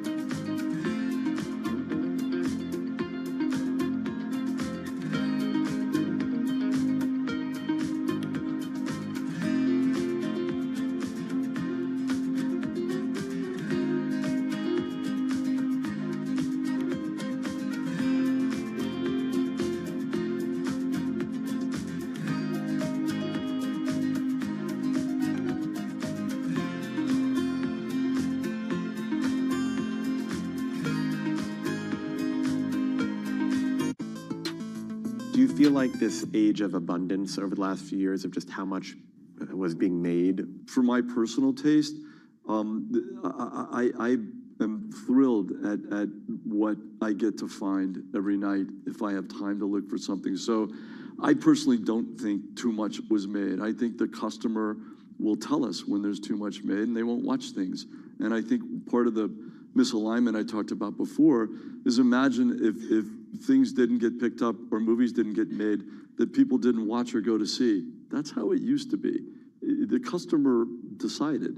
I do think there's going to be less made in the middle price range. I think there's going to be more made in the higher price range, because when you get to global events like Barbie or Oppenheimer or Super Mario Brothers, it's worth the investment, and it's clear that the audience is there, and they just need to be given what they want.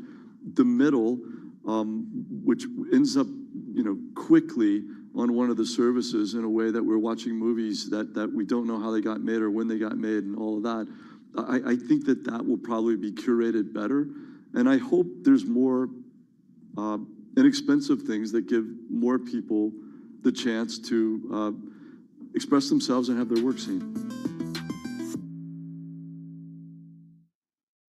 Middle East and Africa, vibrant resources and high-yield investment opportunities abound. Join me on Horizons Middle East and Africa for the stories, newsmakers, and insight from this exciting region. Now weekdays, only on Bloomberg.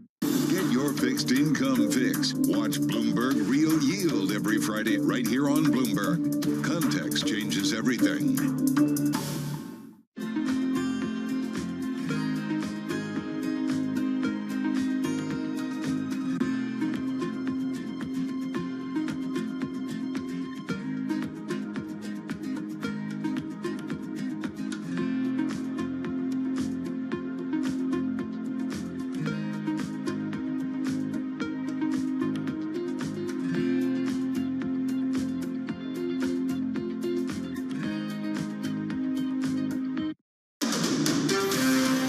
This is Bloomberg Intelligence with Alex Steele and Paul Sweeney. The real outperformance has been the U.S. corporate high yield. Are the companies lean enough? Have they trimmed all the fat? The semiconductor business is a really cyclical business. Breaking market headlines and corporate news from across the globe. Do investors like the M&A that we've seen? These are two big-time blue-chip companies. The window between the peak and cut changing super fast. Bloomberg Intelligence with Alex Steele and Paul Sweeney on Bloomberg Radio. Good Thursday morning from the Bloomberg Interactive Broker Studio in New York City to our worldwide audience. We're also streaming live on YouTube, so check out us, youtube.com. You can go search Bloomberg Podcast. Alex Steele, she's out today, but not to worry. I'll be solo for the first hour, the 10 o'clock hour, but then I'm told by his people that Matt Miller will be here the 11 o'clock hour when he finishes up his TV duty, so we'll be looking forward to that. Coming up here, we're going to check in with Jody Schneider. She's political news director for Bloomberg TV and Radio. She's in Milwaukee. She'll give us the latest from the Republican National Convention here. Paul Goldberg, Bloomberg Intelligence senior analyst. He's going to talk to us about Blackstone, that huge asset manager. They missed numbers here today, so I think they had some issues with their real estate. Not too surprising in there. David O'Reilly, CEO of Howard Hughes, on the state of commercial real estate. That's all here in the first hour. So we got a lot going on. The markets are higher this morning after that big sell-off in tech yesterday. We'll break all that down with Lisa Mateo. What do you have for us, Lisa? All right, and we've got Market Drivers brought to you by Interactive Brokers Bond Marketplace. Access their vast selection of over 1 million global fixed income securities with no markups or built-in spreads and low transparent commissions. Learn more at ibkr.com/bonds. To the markets we go. Well, we've got green on the screen. We've got NASDAQ up about 0.2%, 45 points, 18,041. The Dow up 0.2%, 112 points, 41,315. The S&P 500 up 0.3%, 17 points at 5,605.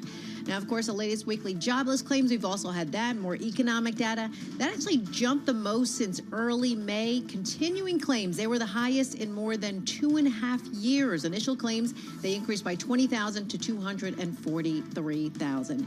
To the ECB, which left interest rates unchanged after last month's cut, President Christine Lagarde said the question of what to do in September, well, that remains wide open. The euro held on to earlier losses. Right now, it's down about 0.2% at 109.08 against the dollar. We'll head over to the two-year yield, 4.44%. That's little change. The yield on the 10-year, 4.17%, and that's up 1 basis point. We have spot gold higher, $2,465 an ounce. Brent crude, $84 a barrel. WTI crude at $82 a barrel. That is your Bloomberg Business Flash. Paul, back to you. All right, Lisa Mateo, thank you so much. We appreciate that. Paul Sweeney here. Alex Steele, she's out today. She'll be back tomorrow, hopefully. And we're here in our Bloomberg Interactive Broker Studio. Here's a story that just jumped out at me. Meta in talks for stake in Ray-Ban maker and smart glasses push. I never thought I'd see that. So maybe Meta's looking, they've collaborated with the maker of these sunglasses in the past. Now they're thinking about taking as much as a 5% stake in the luxury eyewear group, which we valued at about 4.5 billion euros. We'll keep an eye on Google, the stock off about 0.8%. But generally across the board here, we've got green on the screen. We had that sell-off yesterday, particularly in a tech-heavy NASDAQ. But the NASDAQ today backed up about 0.3%. So a little bit of stabilization coming in the market. We had jobless claims came in a little bit higher than expected this morning. So the market's taking note of that. Let's see where the action is in the equity markets. And we do that today with Carmen Reinke. She's from Bloomberg News. She covers all the equity markets for Bloomberg News. She joins us here in our Bloomberg Interactive Broker Studio. What are you looking at, Carmen? Yeah, so one of the big things that I'm looking at today that's really lifting the rest of the market is chip stocks. There was really a rout yesterday. The Philadelphia Semiconductor Index had one of its worst days since 2020 after some geopolitical uncertainty. But this morning, the sector's up. The SOX is up about almost 1.5%. Taiwan semiconductor ADRs are up. They've come in a little bit. They're up about 1.6% this morning. The company reported second quarter profit and gross margin that was better than Wall Street expected and lifted projections for 2024 revenue growth. So this really is sort of reignited confidence in AI spending globally, which is lifting all of the chip makers, which I think are also just seeing a little bit of dip buying. So NVIDIA's up, let's see, about 2.5%. Yeah, I'm looking at that. So the sell-off, such as it was one session, apparently. Yeah. That's it. All right. I guess, some folks, not that we were looking for the market to go down, but a lot of folks were saying, at some point you have to have a pullback in this market. That would be healthy for the market. And the only pullback we've had of note this year was in April, where I guess we were off almost 5% in the S&P 500. Yesterday we had that sell-off in the tech stocks, led by, I guess, some of those embargo concerns and tariff concerns and things like that. Exactly. Bounce right back today. I think it really just goes to show that people are looking for any positivity here. I mean, these are really the leaders of the market. I think the TSMC earnings came at the perfect time. Really, there was already this sell-off, as I said, worst day in the stock since 2020. Things, maybe looking a little bit cheaper, and people are saying, hey, if they're seeing that there's solid spending on AI, revenue is going to grow through 2024. This is kind of the first of these chip makers to report in this earnings season, and so that's looking pretty good for the rest of the sector. Okay, very good. I mean, again, a one-day sell-off is it here, it appears. So we'll keep an eye on the tech stocks, because you're right. They've been the driver of this market for the longest time. I would say 10 plus years, and the question is, how much longer can they continue to go? But it seems like this year it's been the story yet again. What else are you looking at? Yeah, so we're looking at some other interesting earnings moves. One that I wanted to flag is Domino's Pizza. I think we actually talked about this last quarter as well. Shares are down. This is ticker DPZ. It's down 9.5%. Disappointing second quarter earnings.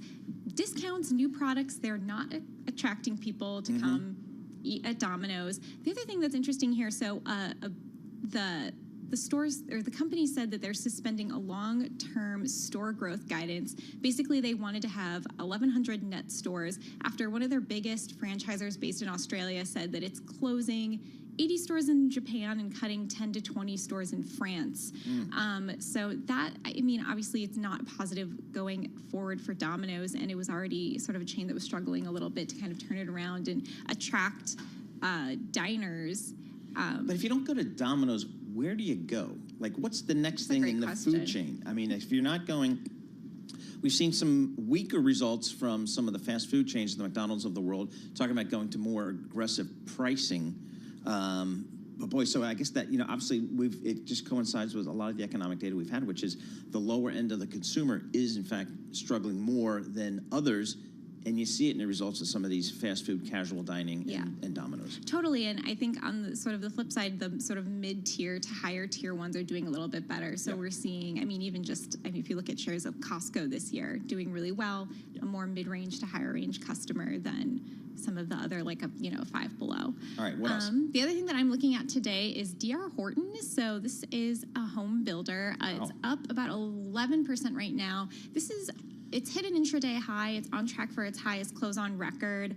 And this is interesting because it's really off a mixed report. So the earnings per share beat estimates. Orders were weaker than expected. At least one analyst said that, this is actually a pretty strong quarter. The company seems to have navigated sort of a tough rate environment. It's growing inventory on some areas and deferred sales into the next quarter. I think the other thing that's lifting shares here is that the company introduced or announced a new $4 billion buyback. Okay, so that helps. looks positive for shares. And I think, another thing to note, so it's lifting the entire home builder index, which is also at its highest, at least since 1995. Yeah, it's been a rip. So Toll Brothers, Lennar, also rising. Yeah, I'm just looking at the trailing 12-month stock performance for some of these companies, D.R. Horton. They're all up in the kind of, 30, 40, 50, 60% range over the past 12 months. The home builders have really had a great run because they're the only ones with any inventory coming to the market and the demand out there. Because if you're an existing home, you're not selling. I'm sitting on a 3 or 4% mortgage. If I want to go out and buy something new, I'm going to be paying 6, 7% mortgage. So keeping people on the sidelines. All right, Carmen Reinecke, thank you so much. We appreciate it. Carmen Reinecke, she covers all the equity markets for Bloomberg News, joining us live here in our Bloomberg Interactive Broker Studio. Politics front and center. The Republicans are in Milwaukee here. We've been following it all week long. Jody Schneider's been really kind to give us some of her time this week to help us kind of keep tabs on what's happening out there in Milwaukee. Jody joins us here. She's a political news director for Bloomberg Television and Radio. She is in Milwaukee. So Jody, quite a speech last evening from the vice presidential candidate, Mr. Vance. And I guess if nothing else, just kind of cementing populism's hold on the Republican Party. What's the takeaway? Yeah, I think that's exactly the takeaway, Paul. Cementing populism and nationalism. When we heard from him last night, it was a lot on that when he got to the issues. He first started full-throated support of Donald Trump. As we know, in the past, he hadn't always been such a supporter of the president, but he has made it clear he has gotten well past that, and it was full-throated support of the president and of his agenda, his MAGA agenda. He talked about where he came from, how he grew up with a drug-addicted mother who's now clean, and he introduced her from the stage.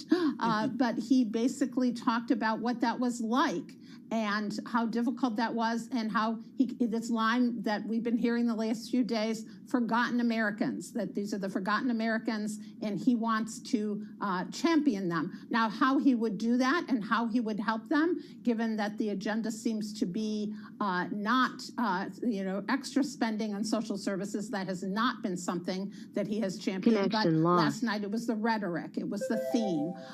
And then he did talk about things like mentioned China and said we don't want China to build its middle class on the back of our middle class, on the back of what he called working men. He was not reaching out to, did not seem to be reaching out beyond the base. He was clearly talking to the base. He's talked about unity, but he didn't mention things, like reproductive rights. He didn't mention things that might appeal to swing voters, although he did mention the swing states of Michigan, Wisconsin, and Pennsylvania, along with Iowa, his home state, more than 4 times last night. So clearly they're trying to go after voters in those states who may be disaffected by the Democrats. And he took shots at Joe Biden repeatedly through the night, through his speech.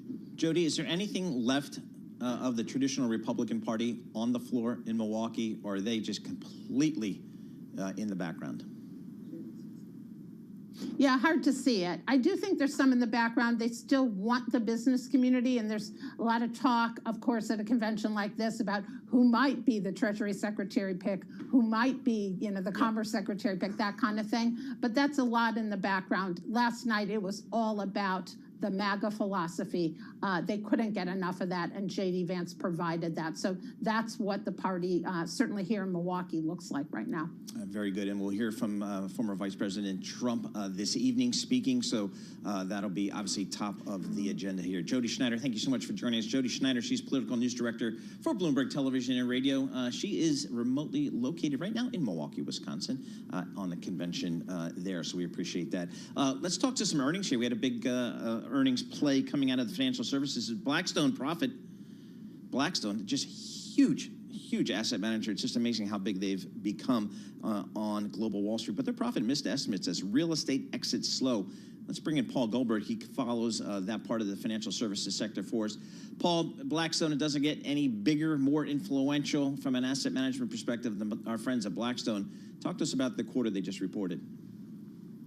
Hi, Paul. Thank you for having me. The quarter was more or less as expected. You did mention they missed by a few pennies, but a lot of the profitability depends on realization activity, which was slow. And it wasn't just the real estate. It was kind of on the slower end across the segments and the strategies that they cover. So it's not, I don't think it's surprising. And what we saw is what we kind of see in the headlines. The private equity is improving, but slowly. Real estate's still kind of dragging its feet, and the private credit is being very strong. So the profitability that they showed was very much along those lines.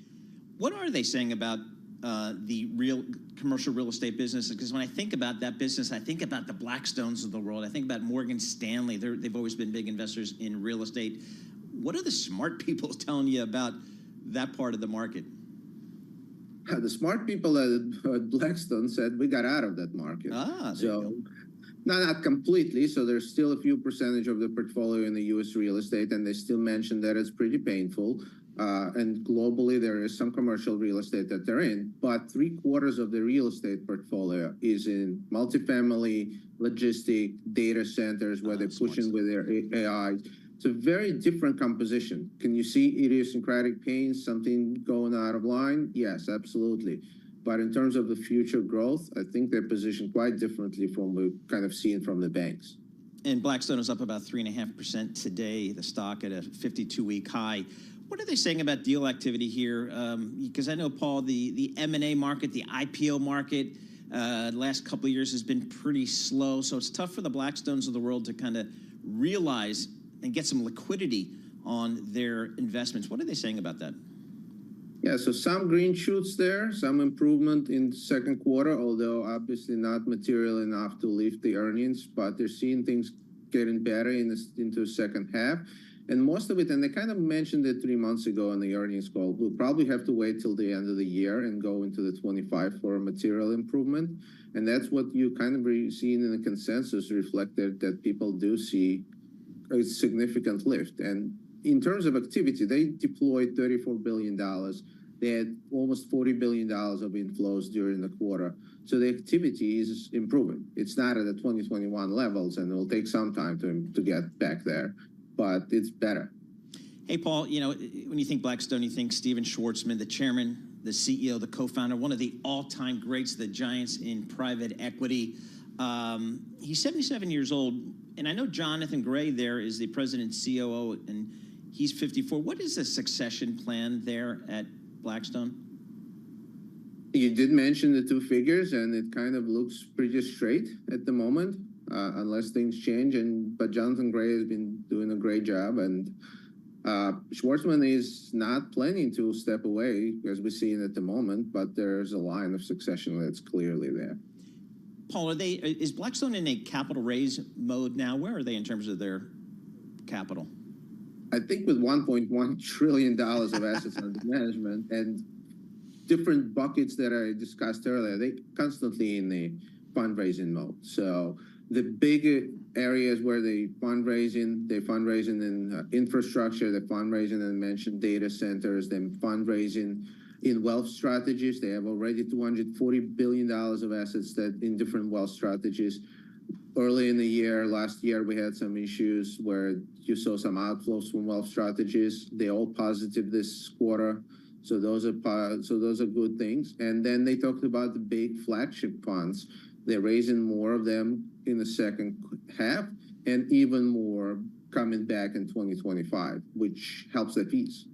Yep, absolutely. All right, Paul, thanks very much. Appreciate it. As always, Paul Goldberg, he's a senior equity analyst, Bloomberg Intelligence. He covers a lot of those asset managers, the KKRs, the Blackstones of the world. He also covers the Canadian banks, so he does it all for Bloomberg Intelligence. He's down in Princeton. I'm looking at Blackstone here. Again, the stock's up 3.7%. It's up its 52-week high, and it's got a market cap of $170 billion You think about the big asset managers, the big private equity guys, Blackstone, Carlyle, KKR, just minting money year after year.